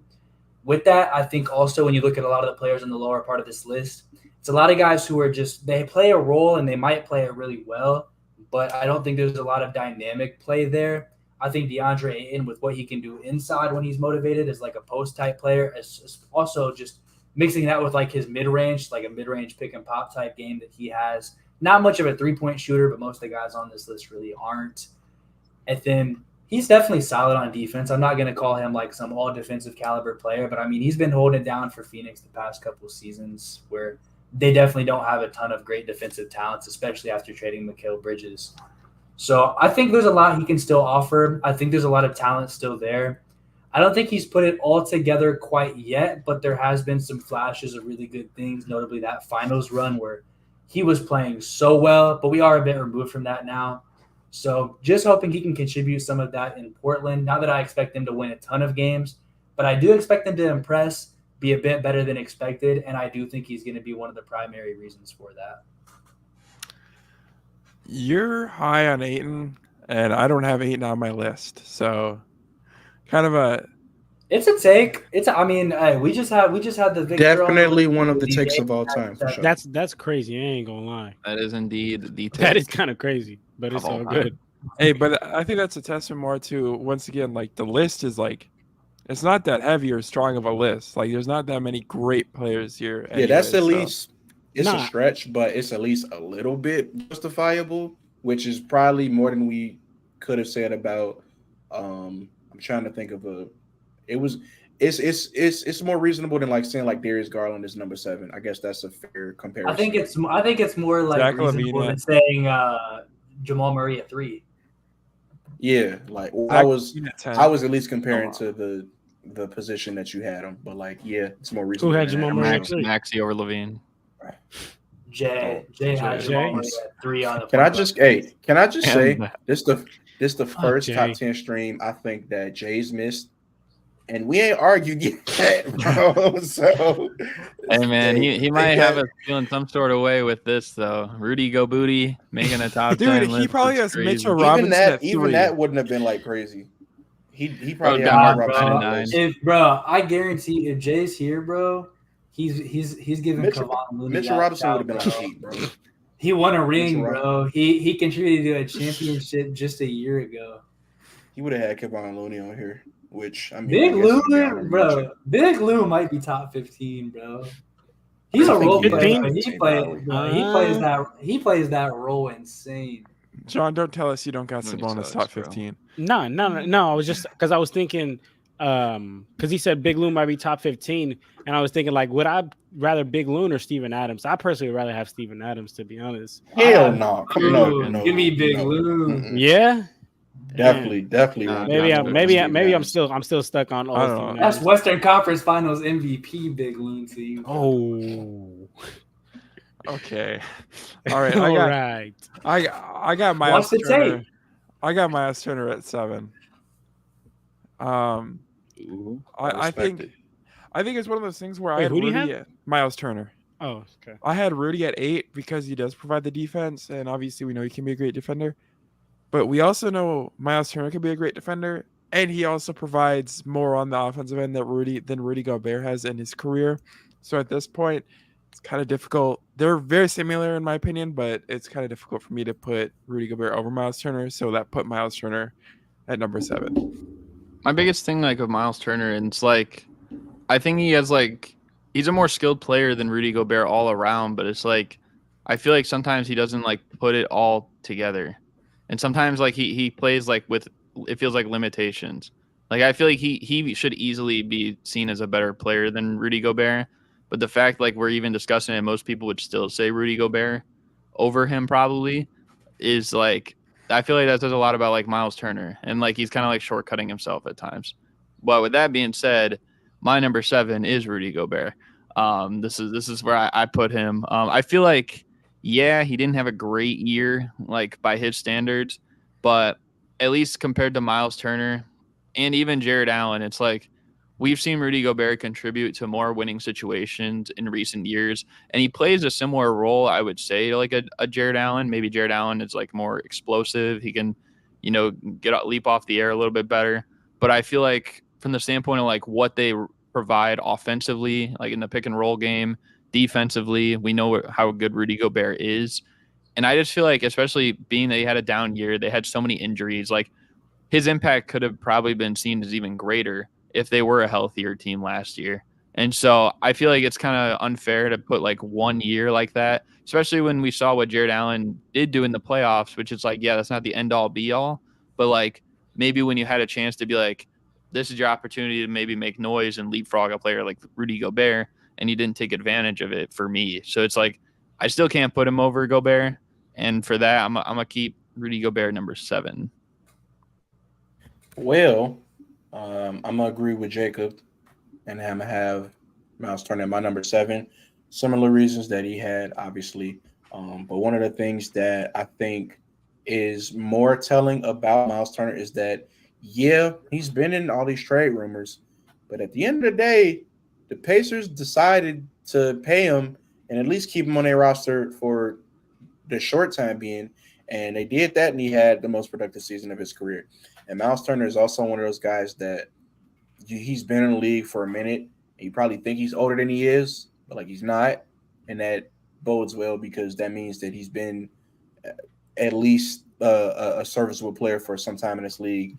For if you get the confusing guys' ages and thinking that they're older than they are, like Devin Booker, he's younger than a lot of people might think, and he's been in the league for what's his year 9, something like that. So yeah, man, I got Miles Turner. I think that he's probably hit the upper limit of what he's capable of offensively, maybe getting a little bit more efficient around the rim, a little bit more efficient from 3 as well. But that's probably the peak that we're going to see of him. And defensively, what's not to like about Miles Turner defensively? I think that 7's a good place for him. And yeah, I got him at my number 7. Man, truthfully speaking, you guys, I messed up my list by not going with by putting Jonas on there, to be honest, because I just really like my guy. But he probably shouldn't have been on there. So everyone should just slide down. But I guess with that being said, because I do already have him on there, that's where Rudy Gobert would come in. But realistically, like honestly, to be real, like if you're asking me like John, like you're at the park and I could pick between Rudy Gobert, Ayton, and Miles Turner, Rudy Gobert is going to be my last pick of those 3. So, but yeah, but you said what? I said I'd agree with that. Like I feel like that's a little bit different. Yeah, I'm taking DeAndre and Hunt, to be honest, every day out of those 3 first, and then probably Turner and then Rudy. But it'd be crazy for me to sit here and not have him on this top 10 list. So that's why I'm going to have to throw him in here at 7. But John, he really shouldn't have been. What's up, brother? Dude, oh, here we go. No. I'm just saying you could take Rudy, right? You could take Rudy with the outside possibility of eventually getting a trip to go to France. I could go to France? Yeah, I mean, like maybe you'll just like be a I'm trying to legendary go to squad. France. Give me Victor, bro. Fucking yeah, what? Give me Victor. Give me Tony Parker. I'm not tripping. Trying to go out there and see Eva Longoria. Or give me Dominique Wilkins. He was born in Paris. Give me Nicholas Batum. Ooh, nah, yeah, I'm taking Wemby. I'm taking that's my Frenchie. I'd rather take Patty Mills than he can fly me over from Australia, bro. That's a much farther flight than you just taking I don't care, from bro. Chicago. I'll take that over Rudy Gobert. But I hear what you're saying, though, Jacob. I hear what you're saying. I'm down to go to France. Eat some grapes. Rudy Gobert's about to be playing there in about 3 seasons. Yeah, after we win the championship, bro. Evan Fournier. Evan Shout out Fournier Evan is Fournier. crazy. Where Jay at? I know he somewhere hating on Evan Jay Fournier right is now. seething, bro. Jay's favorite Jay- player, Evan Fournier. Jay hate campaigns are hilarious, bro. Jay's whole Twitter is just like Steve Kerr hatred. That shit is hilarious to me. Very, very entertaining. What are we on? I It's think on it's on JELSON. Yeah. We on number 6 now. Del number Pepper. 6. Oh my goodness. At number 6, I read private chat. I have I have Brook Lopez. Ski. I mean, a guy that has provided defense at an absolutely elite level, and a guy that I also know. Well, I have an interest to take about Brook Lopez, and that is, I mean, it's crazy because Brook Lopez has pretty much had like 3 stages to his career almost. Like he's had the back you down, really good post score with Brooklyn and New Jersey. And then you had the 3-ball era of him, and then now you have this absolutely dominant force on the defensive end. And frankly, obviously, as we all know, Brook Lopez was a better defender than like a Rudy Gobert last year and like a Miles Turner. And he was better on defense. Like the defensive gap between like a Miles Turner and a Brook Lopez, and the gap between their offensive games. I think Brook Lopez just has him by on the defense by so much that Brook Lopez just has to be better. On top of that, their team was winning, so Brook Lopez is here. So my number 6, this is where I have Domantas Sabonis. I feel like with him in terms of setting your guys up, for, like as a point center, point big type of mold, he probably does that maybe like the second best of everybody on this list. However, I feel like what he lacks in terms of his offensive game, even to an extent in the post, it's not like his post shot or his post hook, his post fadeaway is like down to a T. But I mean, we literally just saw like we've seen people just straight up just leave him open at this point, like whether it's even from mid range or from 3. And for that, it's like you're just not contributing, and it's in a way you're kind of a liability to your team. It's the same thing that we said for years about Ben Simmons, right? And then on the defensive end, it's like he's supposed to be that defensive anchor, but he clearly isn't. In fact, like some of the best defensive lineups, I think like 3 of like the top like 30 defensive lineups, like I think last season, all came from the Kings, but none of them featured Sabonis in it. It was like a 6-man combination of players. I think it was like Fox, Mitchell, I think Herter was in it, Barnes, Trey Lyles, and I want to say it was either Keegan Murray or Monk or something like that, or you know what I mean? So like he was like the only important player not even like in there. And I feel like because of that, what you lack on the defensive end, what you lack on the offensive end, even if you can set your guys up, and he'll make a lot of the right plays at times. Like, he won't like try to rush anything, but sometimes to an extent, like in the playoffs, it doesn't show out as much. And that's why like a lot of times in the playoffs, he hasn't played up to standard. We just talked about Kevon Looney. Statistically, maybe you would look at it and be like, well, Sabonis was still better, but it really felt like Kevon Looney outplayed him in that playoff series. So I got to go with Sabonis at number 6. Whoa. God The damn boner. it. All right, man. Gabe, don't even listen. like, come on, bro. You literally fit that. Yeah, like what we doing? What we doing? Gabe's like, oh Listen. my God. I got baited. You got did get baited by That's Sabonis? Bro, because Alright, bro, whoa. because he the Mo said masturbator? Mo said he was Whoa, proud of whoa. Come on. We'll end this stream right here, right now, talking about That's that. crazy. Gabe, you walked right into that one. No, he didn't. No, he didn't. Nah, No, he Did I didn't. just get bro. the number 6, bro? Bro, Mo said he was Gabe, proud just of keep- us, just- bro. just I say 6. didn't realize it was about a combination TikTok, bro. Hey, man, listen. I can't really argue with your reason for having Sabonis at 6, but I don't have Sabonis at 6. I actually have Brook Lopez at 6. Listen, Brook Lopez is a Hall of Famer, whether you like it or not. That ring solidified it. What? But just what? He's a Hall Is of Famer. Yeah, I said what I said. He plays winning basketball, Nah, bro. Stop. Hold on, no, bro. Brook Lopez is, if no, I'm not bro. mistaken, still the all-time leading scorer for the Nets. Okay. He's had crazy. That's only like crazy that's career. like the lowest amount though of any team. So he's still an all-time scorer for them. He's had last. multiple crazy career resurgences with, you know what I'm saying, him being that guy for Brooklyn. And then Randy transitioning Smith into is the all-time Lakers leading order. scorer for the Clippers. He's not in the Hall of Fame. So, all right, is Randy Smith close to A Brook two-time Lopez All-Star and in one-time terms of- All-NBA second team. All right, but he ain't better than no Brook Lopez though, is he? No. I mean, he's not. accolades-wise, I feel like they're pretty close. They're pretty close. a comparison that might actually like we're gonna be knowledgeable because it wasn't in black and white was probably like a Kemba Walker when you talk about like come on, franchise leading scorers. But he he ain't even let me finish though. Brook Lopez for his career, the length of career that he's had, the type of career that he's had. On top of that, he's had multiple career resurgences. He learned how to shoot mid career, and then all of a sudden became an elite defensive piece to a championship team, and he's continued to be that through a surgery, through aging. Brook Lopez is number 6, and Brook Lopez deserves your respect. I think he's without a doubt a Hall of Famer. No, bro, he's not. He's a really great player. He's a Hall of Brook Lopez is a Hall of Famer, bro. In fitting his role, but he will not make the Hall of Fame. Brook Lopez unless they start putting like it or not. 15 or 20 people in the Hall of Fame in certain years, like NBA players in certain years, he won't make it. You're such a hater, bro. Brook Lopez is a Hall of Famer. I don't care. How is that hate? That's not hating, bro. I don't think he's a Hall of Famer.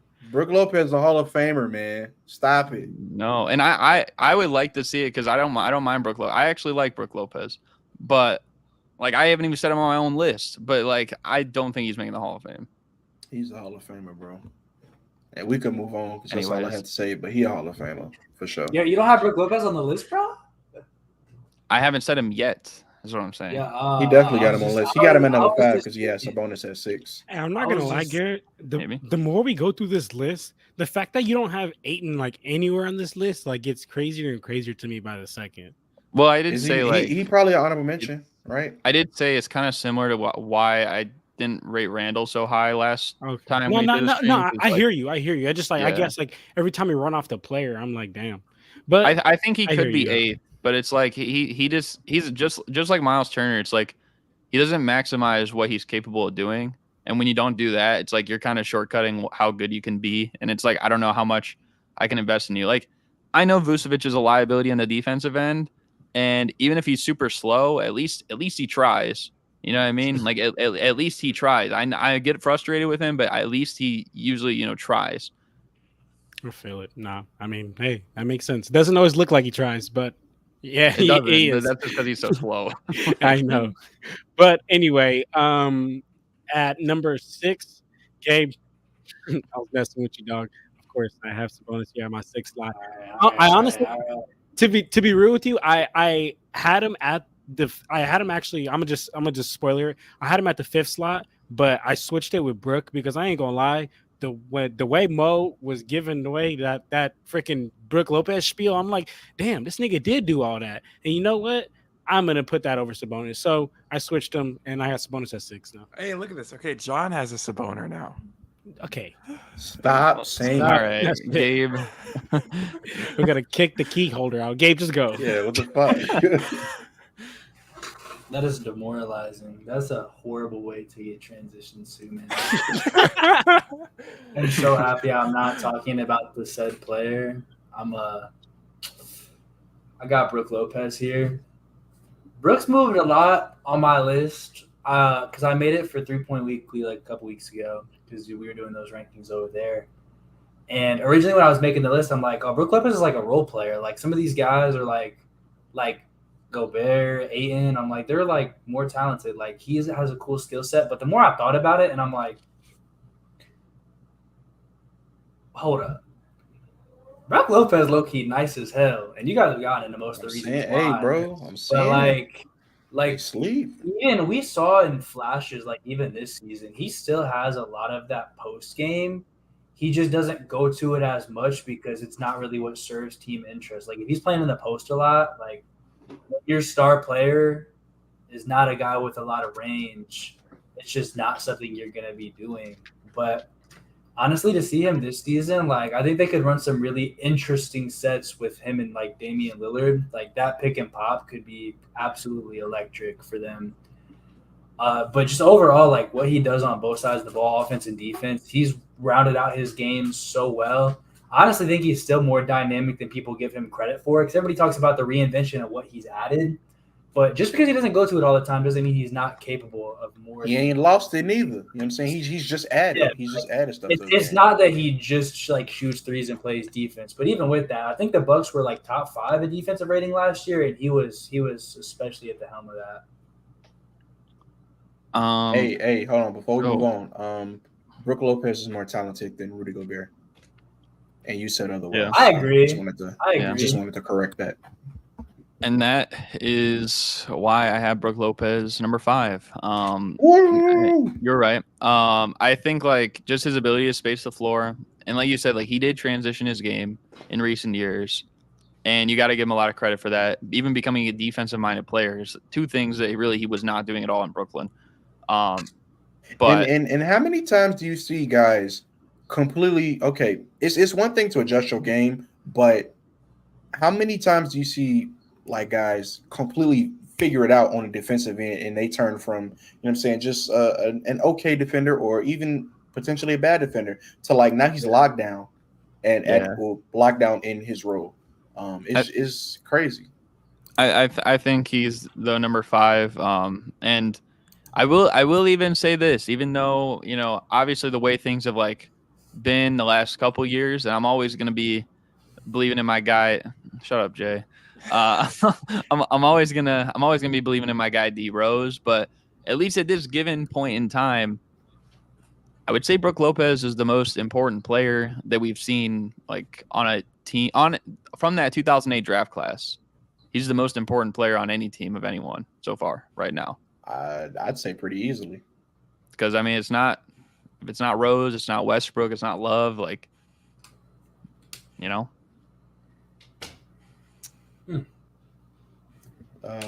Oh wait, it's on me, right? It's on you for 5. Yeah. All right. So number 5, I'm sticking with the theme that we got. We basically said. Okay, who wrote that, bruh? That's funny. I know that was JELSON. I ain't write it. I didn't write it. But we basically been trading back and forth. Sabonis and Brook Lopez. I already said Brook Lopez, and now I'm gonna get my spiel about Sabonis. I think that the conversation after this season was Sabonis and Bam, and I don't think that Sabonis is better than Bam. I think that he is probably slightly better than Brook Lopez, only because it's kind of, now that I think about it, it's hard for me to put him like solidly above Brook Lopez. I'm gonna keep him right here, just because he was really impactful for that Kings team, especially during the regular season. Postseason, obviously, he took a step back, but hey, some people just do that, and I'm not gonna penalize him too hard because again, this was it wasn't his first postseason experience, but it was this entire team's like really first. No, not even this entire team. It was the Kings' first postseason trip since what the Western Conference Finals that they made. Am I No, it was mistaken? since 06. 06. So it was close to 20 years. So yeah, I'm not even gonna fault him for that, even though he did have some deficiencies in the playoffs, and I would have liked to see him play a little bit better. But that regular season, man, it was good enough to make him what? Was he 3rd team All NBA or was he 2nd team? He was 3rd. Yeah, it was good enough to make him a 3rd team All NBA player. I think that we probably don't see that season from him again, but I think we could see something to a similar caliber, and I like him at this number 5 position. Numero 5. My peoples that is in the KOT with me. Thank you very much, Garrett, for responding. Anyway, I'm gonna give my 5 because I ain't gonna lie. I gotta cut. I gotta go be a dad. My daughter's tripping. But here's my top 5. Y'all could get at me at a later time if you don't like it. Number 5, like I said, I got Brook Lopez. Number 4, I got Bam Adebayo. Number 3, I got Joel Embiid. Number 2, I got Anthony Davis. and number 1, I got Jokic. Oh, I'll be I knew honest you'd that be there. Go ahead. hey, I'll be honest that Embiid and AD, it could go back and forth. I ain't gonna lie, it could be a great debate, but personally, right now, I just don't have time right now to debate it. But it can go back and forth. For sure, man. hey, go pay your dues, but that's a crazy take. You know, Gabe, when you just think leave of it to yourself. when you think about it, right? Is it really? Not really. It's really not. It's Yes. This is my last thing I'm gonna say, and then honestly, we could debate on it a different day. When AD is healthy, look at the numbers. It's really not that crazy. AD, and he has a champion, and he's anchored the team to a championship. But that's it, y'all. I love you guys. I'm gonna hit y'all up later. Peace out, See dog. ya. All right, man. See ya. Now, do we for the rest of our list? Do we have anything else different? I don't think so. At our number 5, because it's either going to be Sabonis or Lopez for each of us, right? Dude, the other one, I have the Yeah. guy that makes me want to fall asleep. So boring. and then does everyone else have the same top 4 in order? Bam, AD, Embiid, yeah. Jokic from 4 to 1. Yeah, Embiid and AD. I don't know. I don't even think it's honestly that crazy. I do personally. I think that probably Embiid is around the 5th best player in the league. You could argue 4 because my top 3 stays the same as I don't know if he that high. That's my top 3 is Jokic, Steph, and Giannis in whatever That's for order sure. you want to put them in. But then after that, I think 4 and 5 is Luka and Embiid. real quick. I don't think we visited the top 10 topic. So that could probably be on one of our future streams. Not the next one though, because we've been spamming the fuck out of these top 10. So we're gonna make y'all wait on a little bit on that. But it'll definitely be here before the season starts. For sure. Yeah. For sure. Yeah, we can get into that at one point. But yeah, I wish the guy who had him there was able to stay because I think he's alone in that opinion. Yeah, but I think he was the one guy that would have had Embiid over or AD over Embiid because everybody number 1, 2, 3, and 4 is Jokic, Embiid, AD, and Bam. That's just Laker bias, man. It really We know is. it. It is, but it's kind of not. And I can see a world where you would have AD over Embiid, and it would be because of the playoffs, because that motherfucking Embiid in the playoffs is just not him at all. And it's crazy because he's still not going to get past the second round if he match up versus the Celtics or the Bucks this season. He would have to hope that the Celtics or the Bucks end up as not 1 and 2, because if it's the 1 and the 3 seed, then they'd end up playing each other.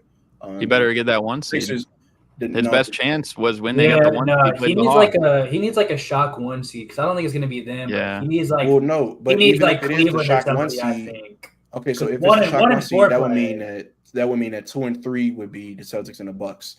Yeah. So hey, we need to get that 1 seed, and they're not getting that 1 seed, so that motherfucker's still not gonna make it past the second round. That's crazy. I could see a shock team say Cleveland has this massive. No, let's not even entertain that. We know who. I don't think it's I mean, you look at a team finals, bro. the Utah Jazz, guy. the 2021, the Jazz had the 1 seed in the West, best record in the NBA. Okay. That was different, and I don't think it's impossible for Cleveland. I think we all knew, but I think we all knew that team was that was just a regular season record. Nobody. Yeah, and if Cleveland got a shock 1 seed in the regular season, I But, think we would all say the same thing. Bro, I'm not with Cleveland. I'm not rocking with them being anywhere above 3, because that 1 and 2 is just solidified. It's the Celtics and the Bucks. That's why it would be the shock. I'm not wavering on that. I don't think they're gonna have a shock 1 seed, bro. All right, whatever. Anyways, but the chances is next to 0 that I see that happening. So, all right. Well, I think we're gonna move on. I think we all had Bam at 4, 80 at 1, no, 80 at 3. We had Embiid at 2 and Jokic at 1. So, the final topic of the stream. We've done this before. I was not involved, but it's basically a game that involves we each say a word, take turns saying a word. Has to be the first word. The first person has to say something NBA related. And I'm going to expand it further. It doesn't just have to be a team. It doesn't just have to be a player, but it can be somebody that relates to a player. And if you laugh twice, you are out. And it's the first person that laughs. So if let's say I laugh, and then Garrett, and then Gabe laughs, I am the one that gets the point. I'm the one that gets the laughing point. So, This shit funny, bro. Playing this shit with Garrett last time, bro. bro, the Hilarious. Kardashians. I can't bro. get over the Kardashian one. Yeah, bro. Dude, what was the other one, bro? That was like, I forgot. I forget. It was like Jay said something wild. I don't know. Son. On. Never mind. I'm thinking of a whole separate stream, which I'm very shocked that moment didn't get clipped. I'm gonna have to go find that and make that a short because that's I'd be exposing myself. But anyway, let's get started. All right. You said we all got 2 lives? Yes, we all got 2 lives, and Gabe, you're gonna kick us off. I can't kick us off because I've never done this before. So we're going in just the regular order, right? Yeah. Okay. We can start with Garrett then. All right. Okay. And I guess like for the first thing, it could kind of be like just like a play, like a name or something. So like, I'll start with, we'll start with Domantas Sabonis. So Sabonis. So I just say one word. Yeah, you just say a word, and we're gonna try to create a sentence. Making a sentence. I came. Bro, So I get a point. man? That was I got Justin, it. man. No way, bro. Oh, you What? You laughed. No, I'm saying you laughed too, bro. Nah, bro. Wait, I did does not that- laugh. I did see Mo laugh. I heard Jelson. Okay, Yeah. fine. It's gotta be we won't audible. count. It's gotta We be won't count audible. Wait, that. We what? won't count that. I think Mo grinned, but Justin. Nah, I did. Okay, Wait, let's just not count. Last Let's time just we was not count playing it, that What? It has to be an audible. It has to be an audible laugh. It has to be an That audible laugh. I got a point off Jelson. No, you don't get a point. It's the You don't You get a don't point, get it's a just- point. It's like you have lives. Oh, like you lose a life. You mentioned the laughing point, bro. Like a laughing point, as in Yeah, like you it don't was- want points. Oh yeah. And last time we did it, it was an audible laugh, so it's got to be an audible laugh. Okay, Okay. fine. I'll take my L. I'll take my L. Well, now I feel bad. You know what? Let's just play 3 know. lives because like that was Okay, like, okay, that's fine. I don't. okay. Yeah, So now you All have right, to. well, So he got we 2. have 3. You have 2. Okay. Because I feel bad because that was kind of easy. All right, who's starting now? Shit. I think Gabe starts. Gabe, you start off. Zion Williamson. 8. Girls. Okay. You laugh You at laugh. your own What is shit, that? bro. What does that You laugh mean? at your own shit, bro. You laugh. Bro, I don't Okay, know. well, That's Jelson your, has that's one. your own. That's your Hey, own I'm not shit, good bro. at this, bro. I'm not good at these games. All right. What? All right. I got you. I guess the most. I didn't even get to go. All right, go Mo. JB Bickerstaff. Random as fuck. Like what? Justin, it's on you. Has Bald.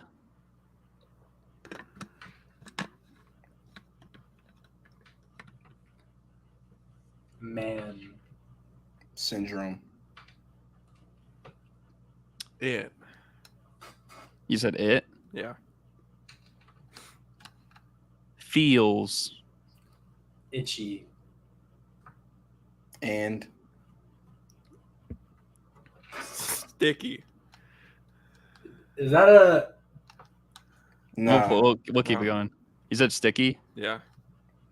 During. ointment? application.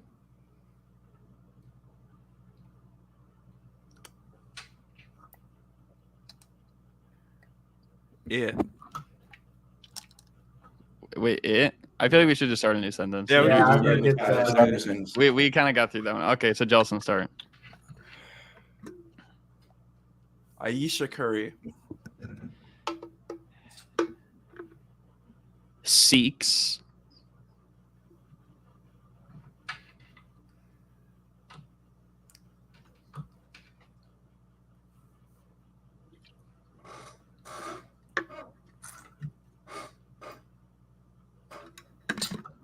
This motherfucker right here, bro.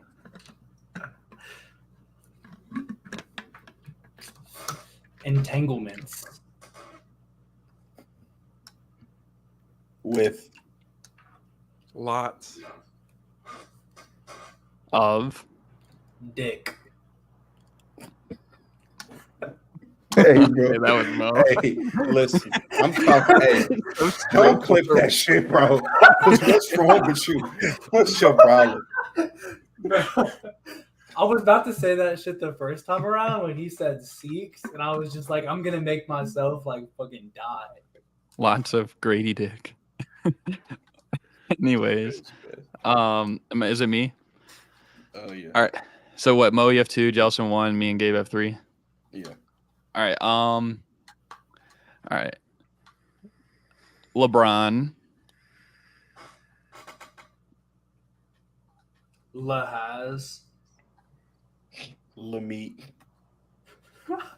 I gotta take that. LeBron Lahaz Lamit. That has to be a clip. That has to be a clip. Right on the chin, bro. Oh shit. LeBron Bro. Lahaz Lamit. LeBron name should not be as memeable as it is, bro. That motherfucker got the greatest name of all time. Well, just we're 'cause it's adding merch memeable. to the store. We're gonna have a LeBron Lahaz Lamit shirt. And it's gonna be like a Arby's logo. That's gross. I'll never, bruh. If that LeBron happened, had I'm never eating cowboy Arby's hat, again. And it just says Lamit. Ain't no way. We have Lamit. All right, is it We on have me? Lamit. Okay, go ahead, game. Kurdaddy. Is Spicy. ew. Because Aisha's. Curry.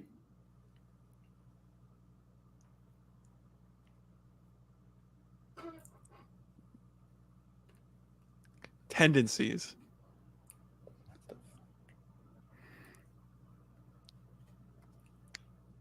saturate.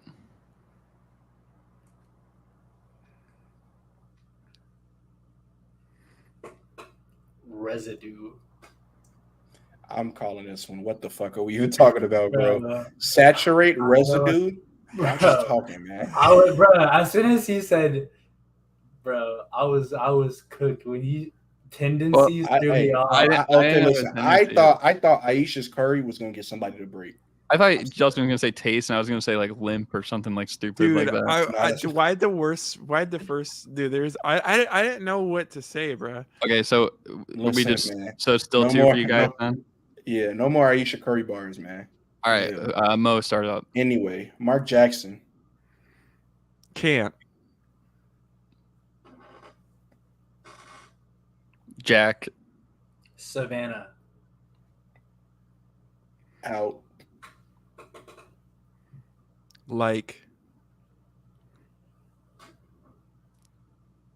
Delonte. Knocked. Lick. That's the second fucking time y'all done brought up Delonte West while we was doing this shit because we did it last time. Bro, gotta stop Delonte doing that is like a shit, man. cheat code in this game. All right, so Stop Mo has doing that 1, shit. Jelson 1, Gabe 2. Bro, I'm I gotta reset, bro. I gotta reset. I got 3. You have 3. Me, Mo have 1, and Gabe Nah, has I got 2. Oh, Yeah. I do got one. I do. Also, like when you're out, like you still keep like doing the sentence, but you just You can't win. go ahead. Justin, Jelson. it's on you. Dwight Howard.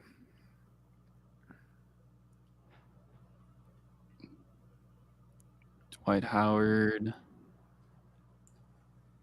grasps. Kelly Oubre. Firmly. On.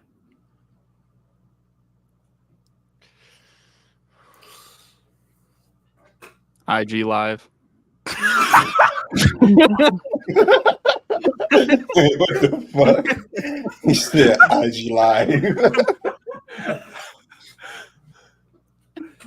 But I wanted to think like That's crazy. so that was I don't lie, that was bro. Jelson. Yeah, That's that's just crazy. That's bro. tough, Alive though. bro. No way. That could have got anybody, bro. That's tough. Dwight Howard grasps Kelly On Oubre. IG IG Live. On IG Live. That's funny. That's very funny. firmly on IG Live. Okay, Firmly grasp it. So, all right. So I'll start. So what, Jelson, you're out then? Yeah. Yeah. All right. You keep going in the sentence. Let's see. Klay Thompson Shoots. Wet. Things. between Aisha. doesn't count.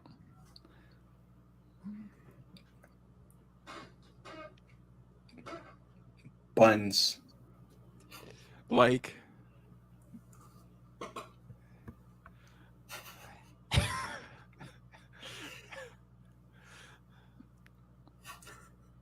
Missiles.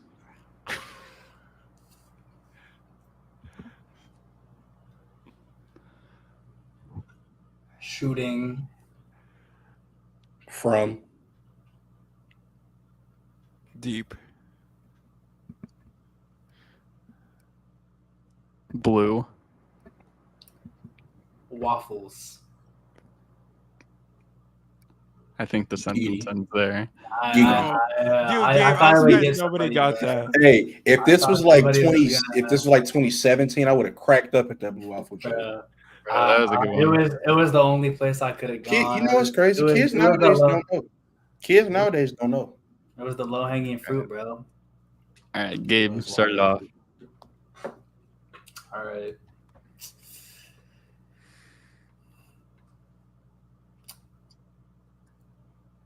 Chris Paul. Bows. Down. 4.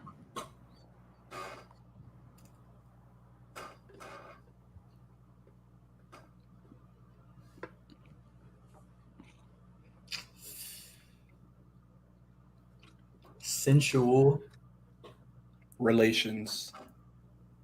With. Aisha.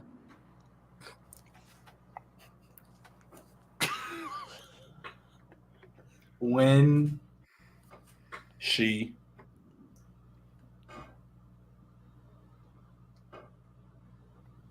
Wants. Slop.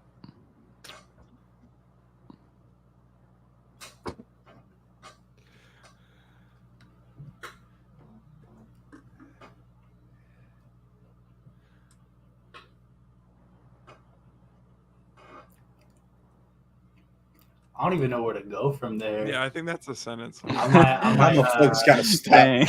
Leave Dang, Aisha bro. alone. What the fuck? Bro, I had to at that point. It was like they're literally Nah, teammates bro. now. I'm like, I had to. Nah. I was taking her somewhere and y'all weren't catching the wave. I'm like, so right. Trevor Ariza. Cried. 2. Harden. Zmeet. It. Smelled. Musty. And Tasty. I don't think I can, like, I feel like that's the end of the sentence. musty and tasty. What the fuck is up with y'all, yo? Bruh. Who's If you had starting said now? tasted, bro, I would have threw something in there. Okay. All right, I guess I'll start it because Jelson's out. But you want to start it, Jelson? You can still start it.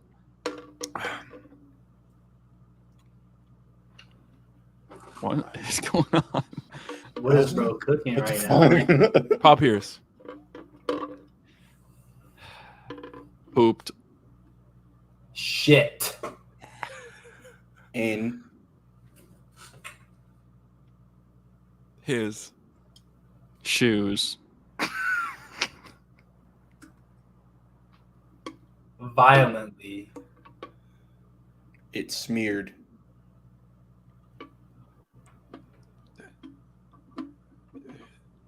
Largely. Stains. Aisha. What's your problem? What the fuck, bro? Who laughed? Is that I Mo did. then? I did, but what the fuck, bro? Dang. Because it was time. It just bro. it was just so fucking random like tired, y'all. Aisha. I'm tired, y'all, man. All right. So it's me and Gabe, bro. This might be tough. Okay. Who just started the last one? Me. Oh, this is me. Okay. Harry the Hawk. Fucked. Bro, you gotta.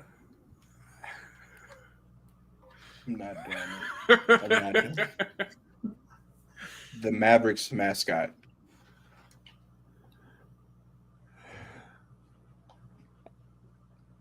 Along. The baseline. With Saboner. Dunking. Aisha.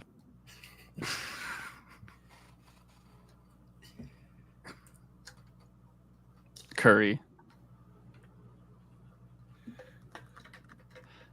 I don't know what else I can say there. You gonna That's a call wrap. that? That's a wrap. That's a wrap. Against That's a Aisha. wrap. Curry. Okay, go ahead, Gabe.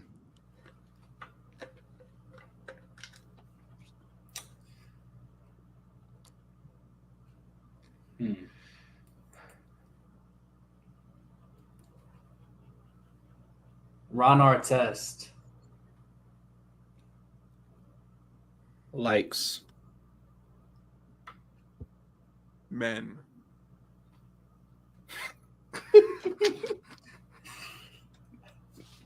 Fisting.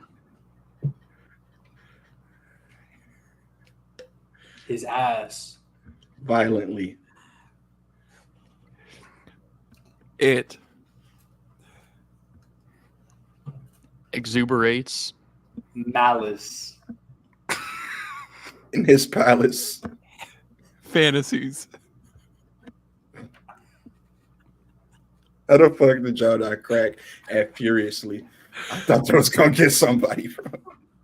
Should we restart it or do a new sentence? I don't know. Like I feel like that was it's dang, on bro. me. That one was when you said in the palace, bro. That almost caught me off guard, bro. Okay, start it up, Mo. George Gamble. And.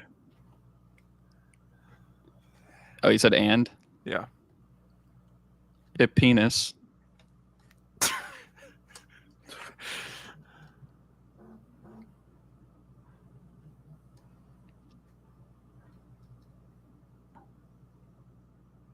Lubed. Aisha. What? Is that a You laugh? cracked. That's a laugh. That's a laugh. You cracked. Fuck you. Lubed. George Gamble and penis. I thought you was gonna say La Mickey, bro. Bro, I was like, I gotta think of something like different that could catch him off George guard. Gamble and All right, penis. you got one left, Lubed Gabe. Aisha. I gotta go for the sweep. All right, start up, Jelson.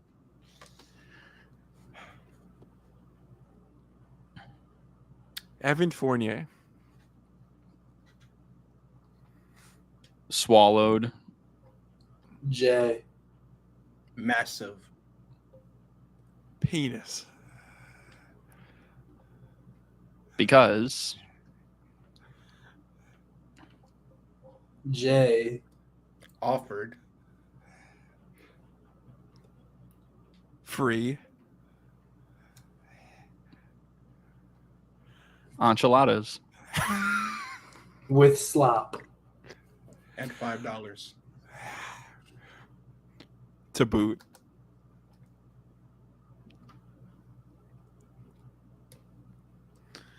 Wait, you said to boot? Yeah.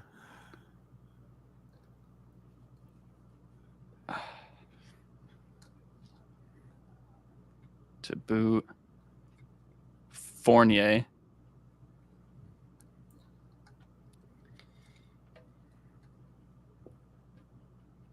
Fournier. Okay, I feel like we should just start a new How sentence. do I follow that? There is no way to go. Yeah, I feel like the sentence ended after Yeah, I know. Okay. Who? I think it's your turn, Gabe.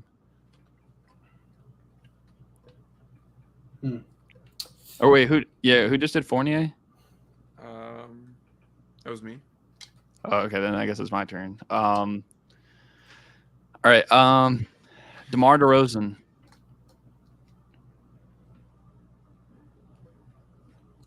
Shot.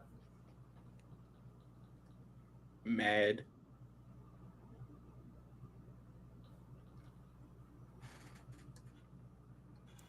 Shots. During. Jizz.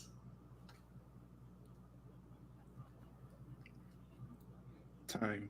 Jizz time. On. Don't you fucking dare.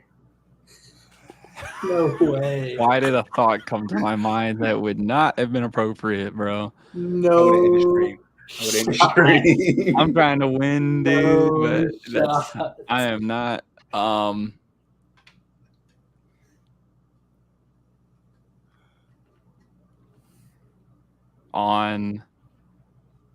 Vucevic.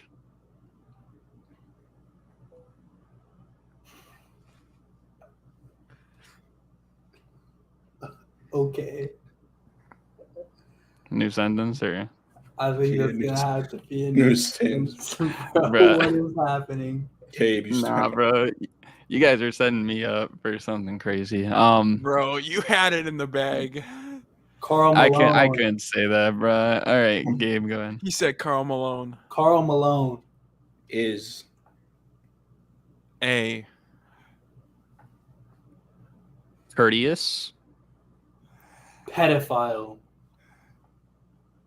who? Loves.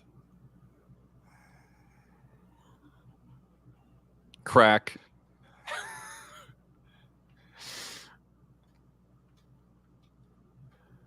Almost. As Much. As Children.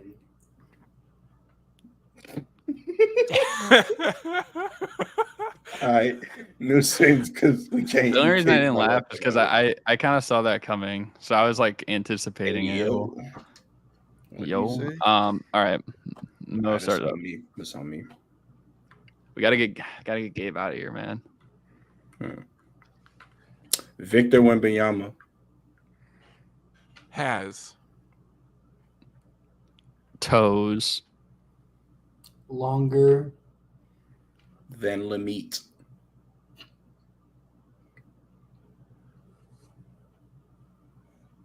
His penis. Hairs.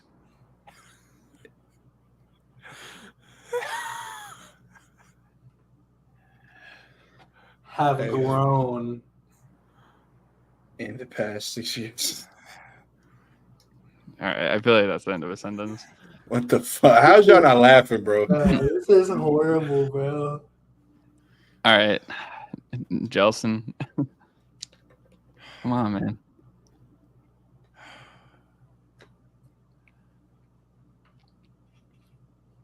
Michael Jordan's White Sox.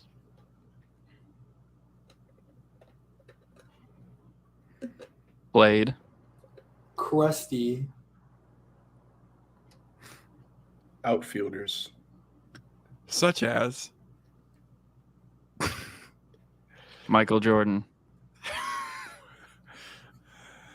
And Aisha. And Dick Buttkiss. As well as.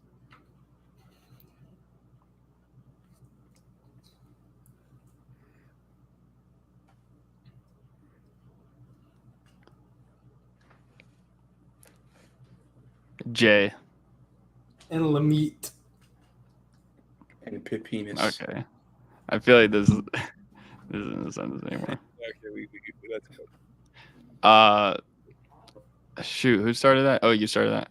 Okay. Brian Scalabrine. Was. The definition. Of gay. You guys are making it hard because you're taking multiple words. And Shooting. Blanks. Like